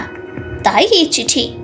যদি সুধা দেবী কিছু প্রমাণ দিতে পারেন নির্ধারিত সময়, তবেই আটকাবার প্রশ্ন আসবে, নইলে আপনাদের ক্লেম আপনারা পেয়ে যাবেন। পূজা দেবী বলেন, গত সোমবার ওর স্মরণ সভায় ওনার এক কলিগ আপনাকে চিনতে পারেন। পঞ্চমদার সাথে আপনাকে ওনার বন্ধু হিসেবে দেখে কিছুটা খটকা লাগে, কারণ পঞ্চমদার বন্ধু বান্ধবদের আমরা মোটামুটি চিনতাম, কিন্তু আপনাকে সেখানে কোনোদিনই দেখিনি। রাহুল জিজ্ঞাসা করে, আমি যতদূর শুনলাম আপনার ননদের তো বিয়ে হয়ে গেছে প্রায় 3 বছর। পঞ্চমবাবুর বন্ধুদের আপনি চিনলেন কিভাবে? উত্তরটা এলো সোমনাথ বাবুর থেকে। চিনবে নাই বা কি করে? বিয়ের পর থেকে পঞ্চম তো বেশিরভাগ সময় বাণীকে নিয়ে এখানেই থাকে, প্রায় প্রতি সন্ধ্যায় মজলিস বসায় বন্ধু বান্ধব নিয়ে। রাহুল বলে, সুধা দেবী এ ব্যাপারে কিছু বলেননি কখনো? পূজা দেবী বলেন, আমি আর অমিত অনেকবার ওনাকে বলেছি, উনি ব্যাপারটা গুরুত্ব দিতেন না। প্রচ্ছন্ন মদত ছিল ওনার এই ব্যাপারে, যাতে আমার জীবনটা দুর্বিষহ হয়ে ওঠে। রাহুল বলল, কিন্তু কেন? অমিত বাবুই বা কিছু বলতেন না কেন? পূজা দেবী বলেন, সম্ভবত আমার সন্তানহীনতার জন্যই। এসব গঞ্জনা আমার প্রাপ্য ছিল, সেজন্যই বোধহয় অমিতও অনেক অন্যায় মেনে নিয়েছে দিনের পর দিন। রাহুল খানিকটা ভেবে নিয়ে বলল, সুধা দেবী ও পঞ্চম বাবু অমিতবাবুর কোনো অফিসিয়াল ঝামেলার কথাও সেদিন বলছিলেন। খবরটি সম্ভবত আপনাকে সোমনাথ বাবুই এনে দেন। ব্যাপারটি ঠিক কি সেটা বলবেন? পূজা দেবী বলেন, উনি মার্কেটিংয়ের হেড ছিলেন কতগুলি জোনের। খুব তাড়াতাড়ি এই উচ্চতায় পৌঁছে গিয়ে অনেকের বিষ নজর পড়েছিল ওনার ওপর, অফিসিয়াল কর্পোরেট পলিটিক্স। এমনকি ওনার ডাইরেক্টর শ্রী প্রবাল সেন ওর এই উন্নতিটি ভালোভাবে নিতে পারেননি। রাহুল বলল, আচ্ছা সোমনাথ বাবু, আপনি তো শুনলাম ছোটোখাটো দালালি করে বেড়ান, তা এইসব খবর আপনি পেতেন কার কাছে? সোমনাথবাবু বলেন, আমার স্ত্রী সোমা ওই কোম্পানির অন্য ডিভিশনের এক ডাইরেক্টরের সেক্রেটারি। নানা রকমের খবর ওর কানে আসে, আর তাই অমিতের ব্যাপারে আমি পূজাকে সাবধান করে দিই, সাথে অমিতকেও সাবধান করতে বলি ওকে। রাহুল বলে, তা এই নমিনেশন চেঞ্জের দাবিটা কি এই খবরের উপর ভিত্তি করে? পূজা দেবী বলেন, একেবারেই না। আমার শাশুড়ি মায়ের জন্যই এই নমিনেশনের ব্যাপারটি আটকে রেখেছিল অমিত। যতবার এই বিষয়ে অমিত কথা বলেছে ততবারই বাড়িতে চরম অশান্তি হয়েছে, আর তাতে ইন্ধন জুগিয়েছেন ওই পঞ্চমদা আর বাণী। এর সাক্ষীও আছে আমার মামা আর সোমনাথ দা। এ ব্যাপারে অভব্য আচরণ করতে এদের সামনেই বিন্দুমাত্র কুণ্ঠাবোধ করেননি আমার শাশুড়ি মা। তাই একদিন অমিত আমাকে ডেকে নেয় বিমা এজেন্টের অফিসে। ওখানে ওনাকে সাক্ষী রেখে নমিনেশনের পরিবর্তনটি সই করে অমিত। ওই এজেন্টের ডিটেলস আমি আপনাকে এখনই ফরওয়ার্ড করে দিচ্ছি।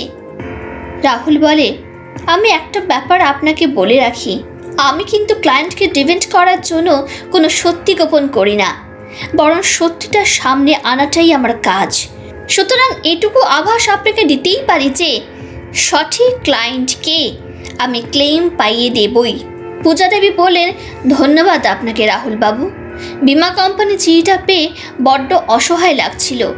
ইতিমধ্যে রুবি দেবী এক রাউন্ড কফির ব্যবস্থা করেন, বলেন কথাবার্তা তো চলতেই থাকবে, একটু সাথে গলাটা ভিজিয়ে নিন।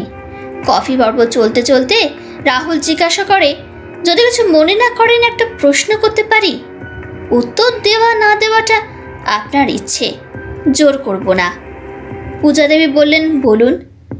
রাহুল বলল, আপনার সাথে অমিতবাবুর দাম্পত্য সম্পর্কটি কেমন ছিল? পূজা দেবী বলেন, প্রাথমিক বছর খানেক যথেষ্ট ভালো, তবে পরের বছর দুয়েক আমার সন্তানহীনতার জন্য সম্পর্কটি বেশ তলানিতে গিয়ে ঠেকেছিল।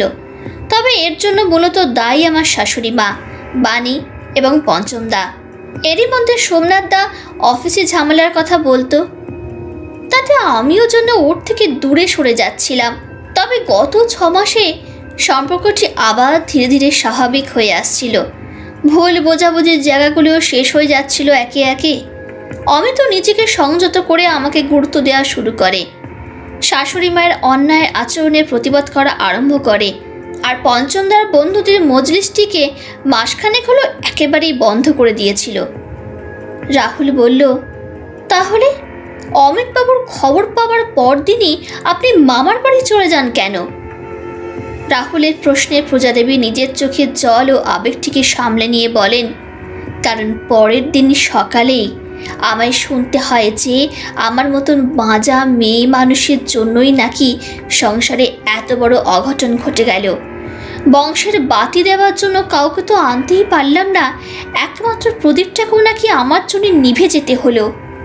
খানিকটা চুপ করে রইলেন পূজা দেবী। কণিকা দেবী জিজ্ঞাসা করলেন, এরপর কি করবেন? ঠিক করেছেন কিছু? পূজা দেবী বললেন, ইচ্ছে আছে এদিকের পাড় চুকিয়ে ভাইজ্যাগের একটি মিশনারি স্কুলে চাকরি নিয়ে চলে যাব। কিছুদিন আগেই অ্যাপ্লাই করেছিলাম, ওদের কলকাতা ব্রাঞ্চে ভ্যাকেন্সি নেই, তাই ভাইজ্যাগের অফার দিয়েছে। বাড়িতে থাকলেই অশান্তি, তাই অমিতই বলেছিল চাকরি করতে। ওর কথাতেই অ্যাপ্লাই করি এখানে। ওনারা 10 দিন সময় দিয়েছেন, ভাবছি চলে যাব। রুবি দেবী জিজ্ঞাসা করেন, এদের সবাইকে ছেড়ে একা থাকতে পারবেন? পূজা দেবী বলেন, কি করব বলুন? মামাকে কতদিন চাপ দেবো বলুন তো? সোমনাথ দাস সেরকম রোজগার নেই, ওর হাত দিয়ে আমি বেশ কয়েকবার টাকাও পাঠিয়েছি। সোমা বৌদি সবে চাকরিতে ঢুকেছে, ওদের একটা ভবিষ্যৎ তো আছে, তাই আমার চলে যাওয়াটাই ভালো। ওখানে থাকবার অ্যাকোমোডেশনও দেবে, পারবো আশা করি। কণিকা দেবী চুপ করে রইলেন। পূজা দেবীর কষ্টের জায়গাটি তিনিও অনুভব করেন। অমিতবাবুর অবর্তমানে কলকাতা শহরটি যে তার কাছে মরুভূমি হয়ে যাবে সেটা ভালোভাবেই বুঝতে পারেন। রুবি দেবী জিজ্ঞাসা করেন, অমিতবাবু যাবতীয় পাওনা টাকা কোম্পানি থেকে পেয়ে গেছেন কি? পূজা দেবী বলেন, এ মাসে 15 তারিখ অবধি যাবতীয় পাওনা পেয়েছি। কেবল প্রভিডেন্ট ফান্ডটি পরে অ্যাকাউন্টে পাঠানো হবে বলে জানিয়েছেন ওনারা। অমিতের যাওয়ার পর ওর কলিগরা আমাকে খুব সাহায্য করেছে এই ব্যাপারে। রাহুল এবার বলল, আমিও চেষ্টা করছি ক্লেমের ব্যাপারটিতে একটা ইতি টানবার। যত তাড়াতাড়ি হয় সত্যিটাকে সামনে আনবই। পূজা দেবী বললেন, আপনাকে অনেক ধন্যবাদ রাহুল বাবু। আজ তাহলে আমরা আসি, দরকার পড়লে আমাকে অবশ্যই যোগাযোগ করে নেবেন। আপনার ভরসায় রইলাম। রাহুল বলল, যাবার আগে একটা প্রশ্ন না করে পারলাম না। অমিতবাবুর দুর্ঘটনা মাস 6 আগে থেকে আপনাদের সম্পর্কে প্রভূত উন্নতি হয়, সেটা আপনার কথায় বুঝতে পারলাম। কোনো বিশেষ কারণ ছিল কি এই পরিবর্তনের পেছনে? পূজা দেবী বললেন, এর উত্তরটা আমি আপনাকে মেসেজ করে জানাবো, সাথে কিছু অ্যাটাচমেন্টও থাকবে, দেখে নেবেন।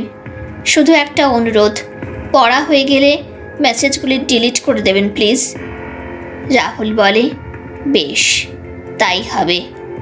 সবাইকে নমস্কার করে বেরিয়ে যায় পূজা দেবী ও সোমনাথ বাবু। পূজা দেবীরা চলে যাবার পর দুপুরে খাবার টেবিলে বসে কথা হচ্ছিল রাহুলের সাথে রুবি ও কণিকা দেবীর। কীরকম ট্র্যাজিক ঘটনা বলো? মা বাপ মরা মেয়ে, মামার বাড়িতে আদরে মানুষ, আর বিয়ের পর স্বামীর অপঘাতে মৃত্যু, সাথে বাঁচা মেয়ে মানুষ বলে শাশুড়ির গঞ্জনা। মেয়েটির জন্য সত্যিই দুঃখ হয়। কণিকা দেবীর কথায় রাহুল বলে, বাজা ব্যাপারটা বোধহয় একটি ভুল ধারণা মাত্র। পূজা দেবী একটু আগে অমিতবাবুর টেস্ট রিপোর্টের কপি পাঠিয়েছেন।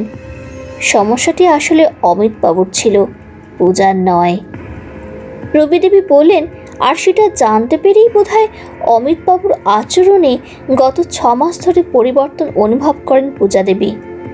রাহুল বলে, তাই মনে হয়, কারণ গত 7 মাসে 3টি রিপোর্টে কোনো উন্নতির লক্ষণ নেই, ট্রিটমেন্টের পরও। কণিকা দেবী বলেন, তাহলে তো পূজার উচিত ছিল শাশুড়ির নাকের উপর রিপোর্টগুলি ছুঁড়ে দেওয়া। রুবি দেবী বলেন, এসব করে মৃত স্বামীর দুর্বলতা হয়তো সবাইকে জানাতে চাননি পূজা দেবী, সেটাই স্বাভাবিক। আর এই বিষয়ে আমাদেরও আলোচনার প্রয়োজন নেই কণিকা। রাহুল বলল, ঠিক বলেছ, ব্যাপারটা আমরাও ড্রপ করি। কণিকা দেবী কিছু বলতে নিয়েছিলেন, তাকে থামিয়ে দিয়ে রাহুল বললে, আসল বিষয়টি হলো ক্লেমটি ঠিকঠাক লোকের হাতে যাচ্ছে কিনা সেটা দেখবার। আপাতত যা বুঝেছি তাতে সুধা দেবীর সন্দেহটি মনে হয় অমূলক। তবে আগামী মঙ্গলবার ফাইনাল বলবার আগে আমাকে ময়দানে নেমে অনেক কিছু দেখে নিতে এবং বুঝে নিতে হবে। তাই আপাতত আলোচনা স্থগিত, আমাকে বেরোতে হবে। অন্যদিকে কিঙ্করও তার কাজ শুরু করে দেয়। কিছুদিন আগে তার সিনিয়র কলিগ চঞ্চলবাবু বেশ বিপদে পড়েন। তাকে সে বিপদ থেকে উদ্ধার করে রাহু কেতু জুটি, আর সেই সূত্রে কিঙ্করের সাথে ভালো বন্ধুত্ব হয়ে যায় চঞ্চলবাবুর ছেলে সুশান্তর। সেই সুশান্তকে ফোনে যোগাযোগ করে কিঙ্কর। সংক্ষেপে বিষয়টি জানিয়ে সে সুশান্তকে অনুরোধ করে অমিত সরকারের বিষয়ে যদি কোনো রকম খবরাখবর দিতে পারে। সুশান্ত বলে যে তার মায়ের সাথে সুধা দেবীর পরিচয় আছে, কারণ ওনারা সবাই মহিলা সমিতির সদস্য। অমিতবাবুর মৃত্যুর খবর পেয়ে সুশান্তর মা অন্যান্য সদস্যদের সাথে ওনার বাড়িতে যান। সুশান্ত জানায় যে মায়ের সাথে কথা বলে সেদিনই সন্ধ্যার মধ্যে সে কিঙ্করকে যোগাযোগ করবে। ধন্যবাদ জানিয়ে ফোনটা ছেড়ে দেয় কিঙ্কর।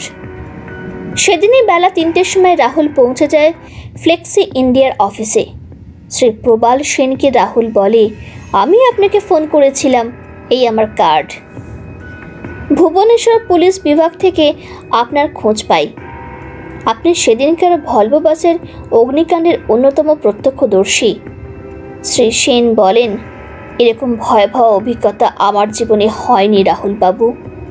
মৃত্যুকে এত কাছ থেকে কোনোদিন এর আগে দেখিনি। ভাবুন তো, আর 2 মিনিট পর ঘটনাটি ঘটলে আমারও নাম ওই লিস্টে থাকতো। রাহুল বলল, ওই লিস্টের অমিত সরকার আপনাদের কোম্পানির সিনিয়র ম্যানেজার ছিলেন, চিনতেন নিশ্চয়ই? মিস্টার সেন বললেন, চিনতাম বই কি, তবে ওই বাসে যে উনি ছিলেন তখন সেটা আমার জানা ছিল না। পরদিন ভাইজ্যাক অফিসে এসে জানতে পারি। ওই দিন একটি এনকোয়ারি বোর্ডের সামনে ওনাকে অ্যাপিয়ার করতে হতো। আমিও ওই বোর্ডে ছিলাম। রাহুল জিজ্ঞাসা করে, কিসের এনকোয়ারি? মিস্টার সেন খানিকটা চুপ করে থেকে বললেন, ব্যাপারটি কিন্তু কনফিডেন্সিয়াল, আর একজন মৃত ব্যক্তির ব্যাপারে বলাটা মনে হয় ঠিক হবে না, তবে আপনার একান্ত প্রয়োজন থাকলে বলতে পারি। রাহুল বলল, ব্যাপারটা আমার জানার প্রয়োজন এই কারণে যে জীবন বীমার ক্লেম পাসের সময় নমিনেশন নিয়ে একটি ডিসপিউট দেখা দিয়েছে। যিনি অবজেকশন দিয়েছেন তিনি অফিসের গণ্ডগোল সংক্রান্তে কিছু খবর আমায় বলেছেন, তার অন্যায় সন্দেহগুলির সাথে। ব্যাপারগুলি তাই জানলে আমার সুবিধে হয়। মিস্টার সেন বললেন, আমাদের রেকর্ড অনুযায়ী তো মিসেস পূজা সরকার অমিতের নমিনি। সেই অনুযায়ী তো আমরা পাওনা টাকা দেওয়া শুরু করে দিয়েছি। রাহুল বলল, সেটা একদম ঠিক করেছেন। আপনাদের কেউ রিটেন অবজেকশন জানাননি? আর জীবন বীমা ক্লেমের ব্যাপারে যে অবজেকশনটি এসেছে অমিতবাবুর মায়ের থেকে, তাতে খুব একটা মেরিট আমি খুঁজে পাইনি। তবু ব্যাপারটি ক্লোজ করবার জন্য ওই অফিসিয়াল গণ্ডগোলের বিষয়টা জানলে ভালো হয়। প্রবাল সেন বললেন, বলছি, তবে ব্যাপারটি যতটা সম্ভব গোপন রাখবেন। অমিতের বিরুদ্ধে ক্যাশ ডিফালকেশন এবং মিসইউজ অফ অথরিটি এই দুটির মারাত্মক অভিযোগ উঠে এসেছিল গত 2 বছরে। কোম্পানি ওনার কাজের কোয়ালিটি দেখে খুব তাড়াতাড়ি তাকে উন্নতির শিখরে পৌঁছে দেয়, কিন্তু এই সাকসেসই অমিতের মাথায় ভূত হয়ে চড়ে বসে। ওনার জোন ছিল উড়িষ্যা, অন্ধ্র এবং বেঙ্গলের কয়েকটি অংশ। প্রতিটি জোনে বিজ্ঞাপনী খরচ, ক্যাশ ইনসেন্টিভ, গিফট ইত্যাদি খরচের হিসাবে বিস্তর গড়মিল পাওয়া যায়। পুরনো বেশ কিছু ডিলার ওনার আচরণ আর স্বজন পোষণের বিষয়টি আমাদের নজরে আনেন। ফলে আমরা বাধ্য হই এই এনকোয়ারি বোর্ড বসাতে। যদিও এই ব্যাপারটা অমিত জানতেন না যে তাকে বোর্ডের মুখোমুখি হওয়ার জন্যে সেদিন ভাইজাকে আসতে বলা হয়েছিল। রাহুল খানিকক্ষণ চিন্তা করে বলে, কিছুটা ধোঁয়াশা কাটলো আপনার খবরে। এই বোর্ডের সামনে অ্যাপিয়ার হলে কী জাতীয় শাস্তির মুখে পড়তে হতো অমিতবাবুকে? মিস্টার সেন বললেন, প্রাথমিকভাবে সাসপেন্ড, তারপর termination of service.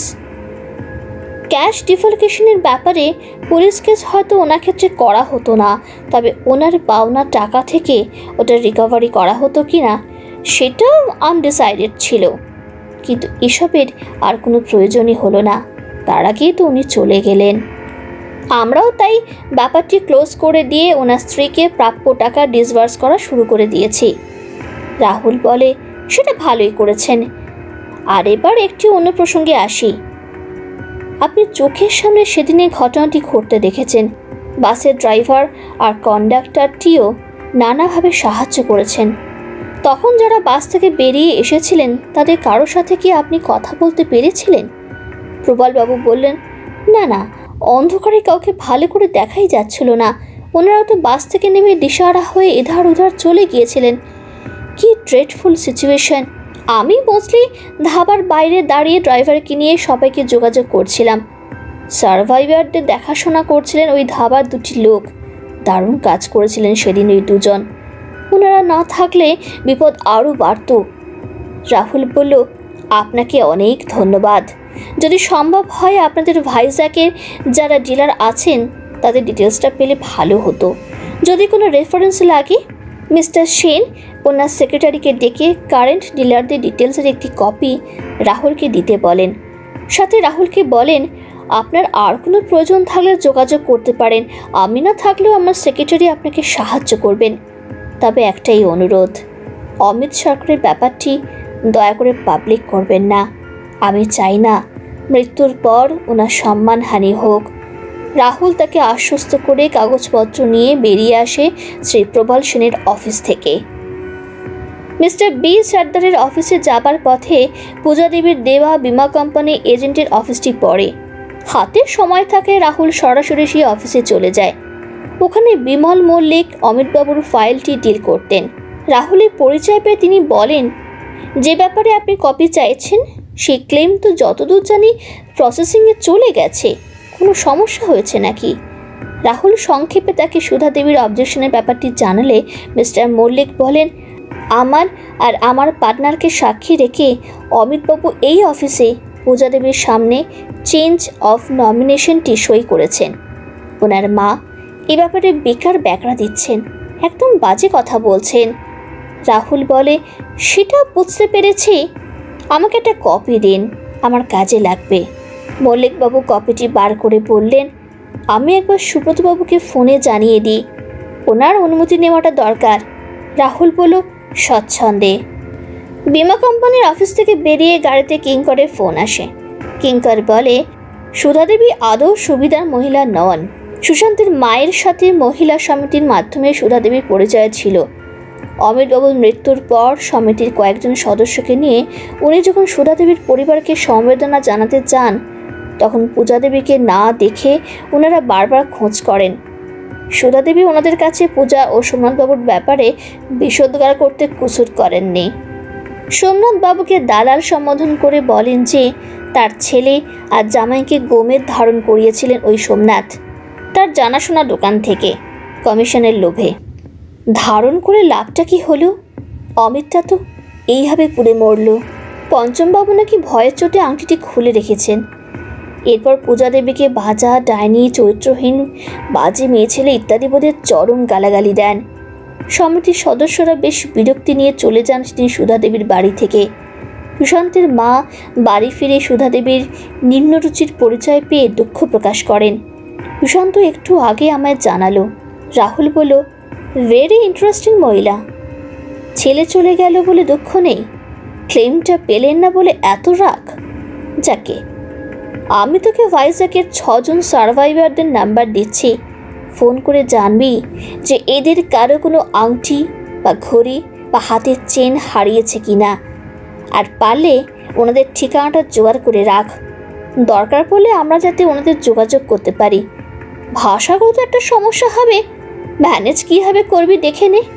Mister B সর্দারের অফিসে রাহুল যখন পৌঁছায় তখনও 4টে বাজেনি, আর সেই সময়টুকু কাজে লাগায় রাহুল। রুবি দেবীকে ফোনে যোগাযোগ করে সে। মিনিট 5 কথা বলে, ওনাকে একটি কাজের কথা বলে দেয়।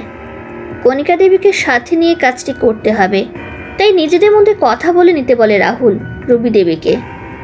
রুবি দেবী 2-4টি প্রশ্ন করে লাইনটা ছেড়ে দেয়। রাহুল মিস্টার সর্দারের অফিসে প্রবেশ করে। নিজের কার্ডটি দিয়ে রাহুল বলে, আমি আপনাকে ফোন করেছিলাম। মিস্টার সর্দার বলেন, আমার নাম বিপিন সর্দার। যাচ্ছিলাম আমার ব্যবসার কাজে ভাইজ্যাক, কোনো ক্রমে বাস থেকে বেরোতে পেরেছিলাম। দেখুন না, হাতের ব্যান্ডেজ খুলতে পারিনি এখনও, অ্যান্টিবায়োটিক চলছে। কি ভয়ঙ্কর ঘটনা। রাহুল বলল, বাকিদেরও অনেকেই আহত ও অসুস্থ হয়েছে শুনলাম। আপনার মতন আরও কয়েকজনের হাত কেটে গিয়েছিল। বিপিনবাবু বলেন, অন্ধকারে কার কী হয়েছে অত দেখতে পাইনি। যারা বেরিয়েছিলাম সবাই তো এধারে ওধারে ছিটকে পড়েছিলাম। কোনো ক্রমে বাসটা থেকে নামবার সাথে সাথে আমার উপর ধূপধাপ করে 2-3 জন হুমড়ি খেয়ে পড়ল। একজন তো আমার হাতটা মারিয়ে দিয়েই চলে গেলেন প্রাণ বাঁচাবার তাগিদে। রাহুল বলল, হ্যাঁ, পুরো দুর্ঘটনার পরবর্তী অবস্থার কথা আমি শুনেছি। আপনার ভাগ্য ভালো যে আপনি বাসের সামনের রোতে ছিলেন। তাছাড়া ধাবার লোক দুটিও শুনলাম খুব সাহায্য করেছে আপনাদের। মিস্টার সর্দার বললেন, নিঃসন্দেহে ওনারা না থাকলে হয়তো চরম বিপদে পড়তে হতো। প্রাথমিক শুশ্রূষা বলুন আর অন্যান্য সাহায্যই বলুন, ওই দুটি লোক যেভাবে পাশে এসে দাঁড়িয়েছিলেন তার তুলনা হয় না। ওই ভয়ঙ্কর 1 ঘন্টার কথা চিরকাল মনে থাকবে। চারদিকে ঘুটঘুটি অন্ধকার, কালো ধোঁয়া, ঘন ঘন টায়ার ফাটার শব্দ, উফ, ভাবতে শিউরে উঠতে হয়। তার মধ্যেই ধাবার টিমটিমে আলোতে দুটি লোকের আমাদের একটু স্বস্তি দেওয়ার আপ্রাণ চেষ্টা। মৃত্যুকে এত কাছ থেকে দেখিনি কখনো। ভদ্রলোক খানিকক্ষণ চুপ করে থাকেন, তারপর বলেন, এবার আপনি বলুন, আপনি কি জানতে চাইছেন? রাহুল বলে, দুর্ঘটনাটির আগে বাসটি প্রায় 1.5 ঘন্টা চলেছিল। এই সময়ে কোনো বলবার মতন কিছু অস্বাভাবিক ঘটনা ঘটেছিল কি? বিপিনবাবু বললেন, বলবার মতন কি না বলতে পারবো না। গাড়ি চালু হওয়ার পর প্রথম 40 মিনিট বাস যাত্রীরা কথা বলছিলেন। অন্ধকার বাসে নিজের জায়গা ছেড়ে কেউ উঠে এসে সঙ্গীর সাথে কথা বলছিলেন অনেকেই, একসাথে সিট পায়নি বলে। যথেষ্ট বিরক্তিই লাগছিল।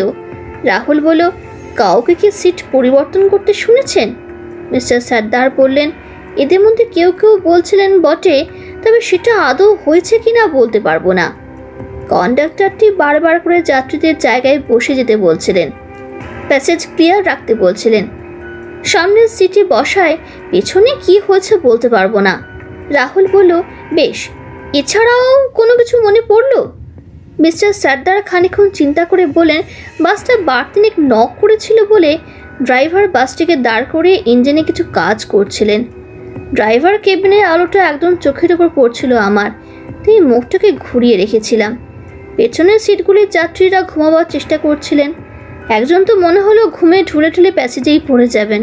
তাকে আবার তার পাশে বসা লোকটি ডেকে দিচ্ছিলেন। বাসের পেছনের সারির সিটগুলি থেকে তখনও টুকরো টুকরো কথার আওয়াজ পাচ্ছিলাম। বাস চালু হলে সবাই চুপচাপ হয়ে যায় মিনিট 10-এর মধ্যেই। তার পরের আধ ঘন্টা বেশ সুন্দর চলছিল বাসটি। আমিও ঘুমিয়ে পড়েছিলাম।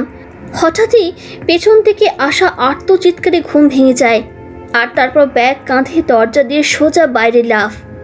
আর তাতেই এই দশা। হাতের ঘড়ি, এটি সোনার আংটি খুলে যে কোথায় পড়ে যায় বুঝতেই পারিনি। চশমাটাও ভেঙে গিয়েছিল।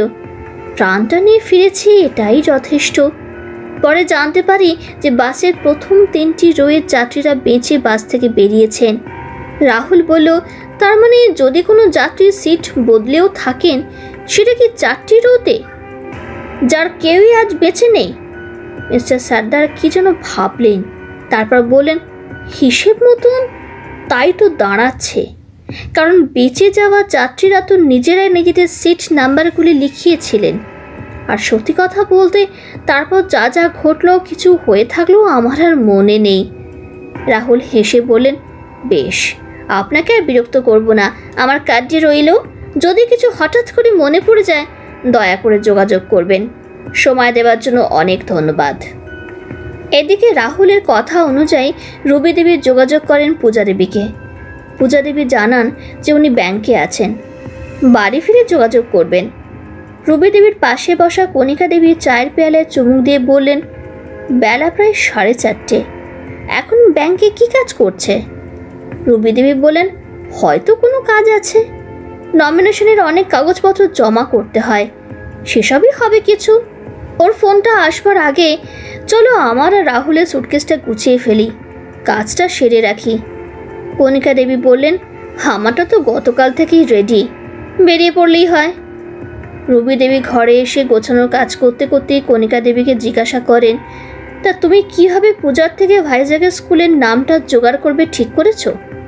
দেখো বাবা, কোনো বেফাস কথা বলে ফেলো না যেন। কণিকা দেবী বললেন, ডোন্ট ওয়ারি, স্ট্র্যাটেজি কী হবে সব ঠিক করে রেখেছি। সন্ধ্যায় রাহুলকে রিপোর্ট দিয়ে দেব। কিন্তু এসব রিপোর্ট দিয়ে রাহুল করবেটা কি? রুবি দেবী বললেন, আমি যদি ঠিকঠাক বুঝতে পেরে থাকি তবে আমার মনে হয় পূজার ব্যাপারে রাহুল কিছুটা নিশ্চিত হতে চাইছে। ও আজকে যেখানে যেখানে যাবে তার মধ্যে অমিতবাবুর অফিস, বিমা কোম্পানির এজেন্ট অফিস, এই দুটোই আছে। সব দিক থেকে পূজার ব্যাপারে রিপোর্ট নিয়ে মনে হয় ক্লেমের ব্যাপারে একটা সিদ্ধান্তে আসতে চাইছে। কণিকা দেবী বলেন, আর এই সোমনাথবাবুর সাথে গ্রহ শান্তির জন্য রত্ন ধারণের ব্যাপারটা, এসব কথা বলে কি হবে সোমনাথবাবুকে? রুবি দেবী বলেন, সত্যি কথা বলতে এই ব্যাপারটি আমার মাথায় একদম ঢোকেনি। রাহুল যেভাবে কাজটা করতে বলেছে ঠিক সেইভাবেই এগোবো। ওর মাথায় কি চলছে সেটা একমাত্র ওই বলতে পারবে। কণিকা দেবী কিছু বলতে নিয়েছিলেন, রুবি দেবীর মোবাইলটা বেজে ওঠে। অপর প্রান্তে পূজা। হ্যালো, আমি পূজা বলছি। আপনি ফোন করেছিলেন? বিকাশবাবুর অফিসে রাহুল পৌঁছায় তখন 5টা বেজে গেছে। তাকে দেখে বিকাশবাবু কফি আর স্ন্যাক্সের অর্ডার দিয়ে বলেন, ভাগ্যিস এখন কোর্টের শীতকালীন ছুটি, নইলে বেশ ঝামেলা হতো, কি বলেন? রাহুল বলল, সে তো বটেই, দুম করে কেসটা চলে এলো। এদিকে কাল রাত্রে ভাইজাগ বেড়াতে যাব 3-4 দিনের জন্য। এই কেসটার ব্যাপারে সামনের মঙ্গলবার ডেডলাইন, তাই যাবার আগে কাজটা যতটা সম্ভব এগিয়ে রাখা যায়। বিকাশবাবু বললেন, তা এটা কি নেহাতি নিরামিষ ফ্যামিলি ট্রিপ, নাকি মশলাপাতি আছে এতে? রাহুল হেসে বলল, সাইড ডিশে টুকটাক আমিষ থাকতে পারে, তবে মেন ডিশটা বোধ হয় নিরামিষ। দেখা যাক। আপনার ভাইজাগে কোনো রেফারেন্স থাকলে দিয়ে রাখুন প্লিজ, যদি কাজে লাগে। বিকাশবাবু তার কার্ড অ্যালবাম থেকে একটি কার্ড বের করে একজনকে ফোন করেন। মিনিট 3 কথা বলেন। ফোনটি ছেড়ে রাহুলকে বলে, এস ভেঙ্কট, ভাইজাগের বর্তমান পুলিশ সুপার, কাজের সূত্রেই আলাপ। ওনাকে বলা আছে এই কার্ডটা রাখুন, প্রয়োজনে যোগাযোগ করতে পারেন। বেশ হেল্পফুল লোকটি। রাহুল বলল, আপনাকে ধন্যবাদ। বিকাশবাবু বললেন, জানুয়ারি 20 তারিখের পর আমাদের একটা কাজ আছে ডুয়ার্সে, আপনার সাহায্য লাগবে, যেতে পারবেন? রাহুল বলল, নিশ্চয়ই পারবো, সময় মতন ডিটেলসটা জেনে নেব আপনার থেকে। ইতিমধ্যে কফি ও স্ন্যাক্সটি চলে আসে। কফি পর্বের সাথেই শুরু হয়ে যায় টেলিফোন কল লিস্টের ছানবিন। বিকাশবাবু বলেন, আপনি প্রথম রাউন্ডে আমাকে 4টি প্রাইমারি নাম্বার এবং 2টি করেসপন্ডিং বিকল্প নাম্বার দিয়েছিলেন। এই কল লিস্ট অনুযায়ী প্রাইমারি নাম্বারগুলির প্রথম 2টির বন্ধ হয় 1টা 33 AM, তৃতীয়টি 1টা 35 AM, আর শেষেরটি 1টা 38 AM। অর্থাৎ মিনিট 5-এর মধ্যেই এই 4টি ফোন তাদের মালিকের মতন চিরতরে স্তব্ধ হয়ে যায়। রাহুল একটু চিন্তা করে নিয়ে বলে, আর এই ফোনগুলি থেকে লাস্ট কল কখন করা হয়েছে এবং কোন নম্বরে? বিকাশবাবু বলেন, এই 4টি ফোনের কল টাইম যেটা লাস্ট রেকর্ডেড সেটা ভ্যারি করছে রাত 1টা থেকে 1:30টার মধ্যে, 1টা 5 AM টিল 1টা 37 AM। রাহুল বলে, এই 1টা 37 AM কলটা কোথায় করা হয়েছিল? বিকাশবাবু বললেন, করেসপন্ডিং অল্টারনেটিভ নাম্বারে ফর 22 সেকেন্ড অনলি, মানে মরবার আগের মুহূর্তে। রাহুল সবকটি কাগজ নিজের ফাইলে গুছিয়ে নিয়ে বলে, আর যে শেষ নাম্বারটা দিলাম? বিকাশবাবু বললেন, অন দ্য ওয়ে। ততক্ষণ আরেক রাউন্ড কফির সাথে না হয় ডুয়ার্সের ব্যাপারটি ডিসকাস করে নিই, কি বলেন? রাহুল বলল, ওকে, অ্যাজ ইউ লাইক স্যার। লালবাজারে থাকাকালীন দত্ত জুয়েলার্স বলে একটি গয়নার দোকানে খবর দেয় রুবি দেবী ও কণিকা দেবী। রাহুলের দেওয়া কাজটি যৌথভাবে ভালোভাবেই তারা সম্পন্ন করেছে দুজনে, সেটা বুঝতে অসুবিধা হয়নি তার। এই দোকানটির কমিশন এজেন্ট সোমনাথ বাবু। এখান থেকেই অমিত বাবুর সাথে পঞ্চমবাবু আংটিটি বানান, গোমেদের রত্ন ধারণ করেন। সন্ধ্যা 7টা নাগাদ রাহুল পৌঁছে যায় ওই দত্ত জুয়েলার্সে। দোকানদারটি সাদরে অভ্যর্থনা জানান রাহুলকে, বলেন গ্রহরত্নের ব্যাপার থাকলে বিশ্বনাথ পণ্ডিতের দিনক্ষণ মঙ্গল, বৃহস্পতি ও শনিবার, সন্ধ্যা 6টা থেকে 9টা, ওই বোর্ডে লেখা আছে। তবে অন্য কিছু লাগলে বলবেন, ভ্যারাইটি গয়না পাবেন। রাহুল বলল, আমাকে সোমনাথ দাস আপনাদের দোকানের কথা বলেছিলেন, ভাবলাম হাতটা একবার দেখিয়ে নেব। আপনারা এখানে জেনুইন পাথর দেন তো? দোকানদারটি বললেন, শেয়ার বলতে এই সেদিন সোমনাথবাবু দুজনকে পাঠালেন। পণ্ডিত গমের ধারণের বিধান দিয়েছিলেন। কিছুদিন আগেই ডেলিভারি দিলাম। তা আপনার নামটা কি লিখে রাখবো স্যার? কাল চাইলে কিন্তু 4 নম্বরে হবে। রাহুল বলল, কাল তো পারবো না, আপনি বরং আপনাদের একটা কার্ড দিয়ে রাখুন, সুবিধা মতন ফোন করে চলে আসবো। তা আপনাদের তৈরি আংটি পরে কোনো অসুবিধে হলে ঠিকঠাক করে দেন তো? দোকানদারটি বলল, কোনো সমস্যা হবে না, কোনো রকম অসুবিধা হলে নিয়ে আসবেন, বিলও দেখাতে হবে না। আমাদের তৈরি জিনিসে আমাদের ডিজে সিম্বল কোথাও না কোথাও দেওয়া থাকে, দেখেই আমরা বুঝে যাব। রাহুল বলল, বেশ বেশ, ভালো কথা। আসলে অন্য একটি দোকানে আমার স্ত্রীর খুব অসুবিধে হয়েছিল, তাই জেনে নিলাম।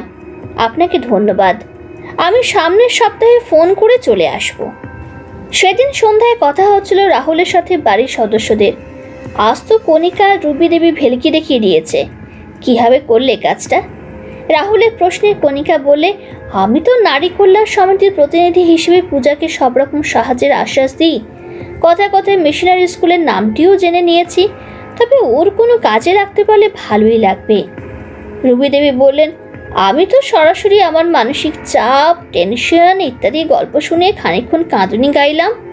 তারপর কথায় কথায় গ্রহ শান্তির জন্য রত্ন ধারণের কথা চিন্তা করা হচ্ছে, সেটাও জানালাম। সোমনাথবাবু সেখানেই ছিলেন, আর নিজেকে ধরে রাখতে পারেননি। নিজে থেকেই দত্ত জুয়েলার্স, বিশ্বনাথ পণ্ডিত, এমনকি ওখানে যাওয়ার পথ নির্দেশ অবধি দিয়ে দিলেন। রাহুল বলল, বেশ ভালো, তোমরা তো কাজটা অনেক সোজা করে দিলে। ভাইজাগ পৌঁছে একবার কণিকাকে নিয়ে তুমি যাবে ওই মিশনারি স্কুলে। পূজা দেবী সত্যি জয়েন করছেন কি না সেটা জানাটা খুব দরকার, তোমরা ওখানে গিয়ে জেনে নেবে। ইন্স্যুরেন্স কোম্পানিকে আগামী মঙ্গলবার রিপোর্ট দেওয়ার আগে অনুসন্ধান পর্বটি শেষ করে ফেলব। কিঙ্কর বলল, তোমার দেওয়া ভাইজাগের নাম্বারগুলোতে ফোন করেছিলাম, ওনাদের মধ্যে 3 জনের ফোন লাগেনি, আউট অফ কভারেজ এরিয়া বলছিল বারবার। আর বাকি 3 জনের সাথে কথা হয়েছে, প্রত্যেকেরই ড্রেডফুল অভিজ্ঞতা। কারো ঘড়ি, চেন, আংটি, চশমা খোয়া গেছে, বেশিরভাগের তো সবই আগুনে পুড়ে গেছে। বাসের বাঙ্কে রাখা জিনিসগুলির কিছুই নামানো যায়নি, তাতে অল্প বিস্তর জামাকাপড়, কাগজপত্র যা ছিল সবই গেছে। সবারই একটাই কথা, প্রাণে তো বেঁচেছি। এনাদের একজন হোটেলে আসতে রাজি হয়েছেন। রুবি দেবী বললেন, কাল কিন্তু রাত 9:30টার মধ্যে বেরিয়ে পড়তে হবে, তাই বাইরের কাজ থাকলে বিকেল বিকেল সেরে ফেলো। কিঙ্কর বলল, আমিও ওই ঘন্টা 3-4 অফিস করে চলে আসবো। ফিরতি পথে কাকার কোনো কাজ থাকলে বলে দিও, করে দেবো। রাহুল খানিকটা ভেবে নিয়ে বলল, কাল সকাল সকাল বেরিয়ে পড়তে হবে আমায়। ভাইজ্যাক যাওয়ার আগে তদন্তের কাজগুলি যতটা শেষ করতে পারবো, বেড়ানোটা ততটাই ভালো লাগবে। রুবি দেবী বললেন, পূজার ব্যাপারটি তো মোটামুটি পরিষ্কার বোঝাই যাচ্ছে। সুধা দেবী বাজে কথা বলছে, আর তদন্তের বাকিটা তো ভাইজ্যাকে মিশনারি স্কুলে। রাহুল বলল, অনেক কাজ আছে রুবি, কলকাতার একজন সার্ভাইভারকে এখনো পাইনি, একবার চেষ্টা করতে হবে। পূজা দেবীর দেওয়া ফার্টিলিটি সেন্টার রিপোর্ট ভেরিফিকেশনের একটা ব্যাপার আছে, সেখানেও যেতে হবে।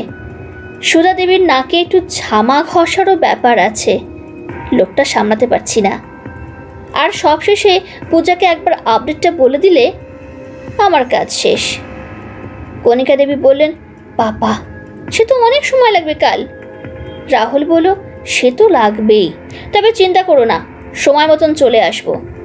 গতকাল সার্ভাইভার লিস্টের এস সরকারের নাম্বারে যে ডিটেলসটি বিকাশবাবু দেন, সেটি পি ভৌমিকের নামে ছিল, গড়পাড়ের বাসিন্দা। সেখানকার ঠিকানায় পৌঁছে যায় রাহুল সকাল সকাল। নিজের পরিচয় দিয়ে সেখানে পি ভৌমিকের খোঁজ করে রাহুল। এক ভদ্রলোক তাকে জানায় যে উনি বেশ কয়েক বছর আগেই মারা গেছেন। উনি এখানে নাকি বিশেষ থাকতেন না, বেলেঘাটার একটা ঠিকানা থেকে মানি অর্ডারে টাকা পাঠাতেন ঘর ভাড়ার। বাড়ির ভদ্রলোকের সৌজন্যে সেই ঠিকানাটি জোগাড় করে রাহুল। ওনাকে ধন্যবাদ জানিয়ে সকাল সকাল পৌঁছে যায় বেলেঘাটার নির্দিষ্ট ঠিকানায়। একতলার ভাড়াটেরা জানান যে এখানে পি ভৌমিক বলে বা এস সরকার বলে কেউ থাকেন না, কারণ গত 9 বছর ধরে ওনারাই এই বাড়িতে আছেন। তাই রাহুলকে ওনারা বাড়ির মালিক সদাশিব গাঙ্গুলিকে যোগাযোগ করতে বলেন। বাড়ির মালিক সদাশিব গাঙ্গুলি জানান যে বছর 10 আগে বিজন সরকার বলে একজন সপরিবারে থাকতেন এই বাড়িতে। উনি তার 3 অবিবাহিত ছেলে, স্ত্রী ও মেয়ে জামাইকে নিয়ে প্রায় 7 বছর এখানে ছিলেন। ছেলেদের নাম ঠিক খেয়াল নেই, তবে জামাইয়ের নাম ছিল প্রীতম ভৌমিক। উনি সবার দেখাশোনা করতেন। বাকি সদস্যরা সবাই অসুস্থ থাকতেন বেশিরভাগ সময়। এই বাড়িতে একে একে মারা যান বিজন সরকার, তার স্ত্রী এবং তার 2 ছেলে, মেজ ও সেজ। বড় ছেলে এখানে থাকতেন না, তাই দেখি না, আর ছোটটিকে খুব কমই দেখা যেত বাড়িতে। সম্ভবত নেশাখোর ছিল, সংসারের কোনো কাজে লাগতো না।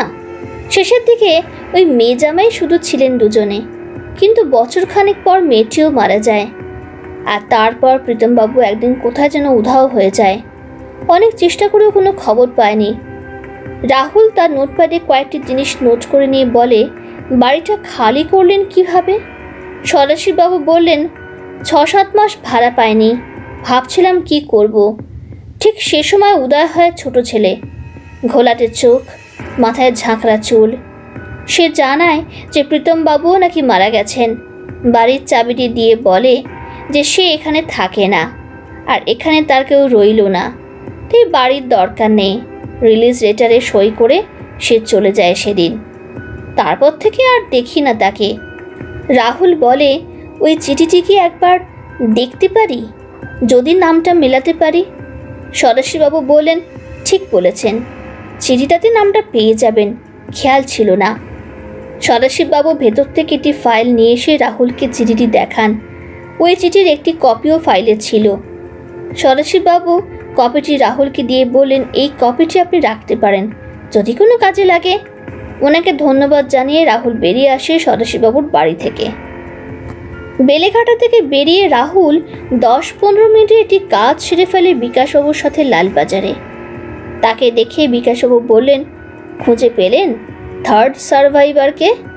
রাহুল বলল, না, পাইনি ওনাকে, তবে ওনার খবর পেলাম। উনি সম্ভবত ওনার জামাইবাবুর নামে রেজিস্টার্ড সিমটি ব্যবহার করতেন, তাই একটু কাঠখড় পোড়াতে হলো। বিকাশবাবু বললেন, আপনি কাল যাওয়ার আগে যে নম্বরের ইনকামিং কল ডিটেলস চেয়েছিলেন, সেটার লেটেস্ট স্ট্যাটাস দেখে নিন। 15 তারিখের পর লিস্টে 2টি নাম্বার দেখছি, এটি ভুবনেশ্বর, অপরটি ভাইজ্যাকের। এই নাম্বার দুটি ওই কজনের নতুন। প্রথমটি এস মহাপাত্রের নামে পুরীর ঠিকানা, আর অন্যটি ভাইজ্যাকের এটি মিশনারি স্কুলের নামে নথিভুক্ত। ওই মিশনারি স্কুল থেকে এই কদিনে 3 ফোন এসেছিল, আর এই মহাপাত্রের ফোন থেকে 5 রাহুল লিস্টটি একবার ভালো করে দেখে নিয়ে নিজের ফোল্ডারে রেখে দিল। তারপর বিকাশবাবুকে বলল, আপনাকে কয়েকটা ব্যাপার জানিয়ে রাখি। আমি আজ ভাইজ্যাক বেরিয়ে যাচ্ছি রাতের ট্রেনে। কাল বেলা 2টোর মধ্যে পৌঁছাবো। বিমা কোম্পানিকে মঙ্গলবার কনফার্ম করার আগে ভাইজ্যাকের কাজের ফিনিশিং টাচটা দেওয়া খালি বাকি। ইতিমধ্যে আমি 10 মিনিটের আমার এ যাবৎ কিছু ফাইন্ডিং ও সেই ভিত্তিতে কিছু অনুমানের ব্যাপারে আপনাকে জানাবো। আপনি সবটা শুনে যেটা ভালো বুঝবেন সেই অনুযায়ী সিদ্ধান্ত নেবেন। তবে তার আগে 1 কাপ গরম কফি বলুন, গলাটা শুকিয়ে গেছে।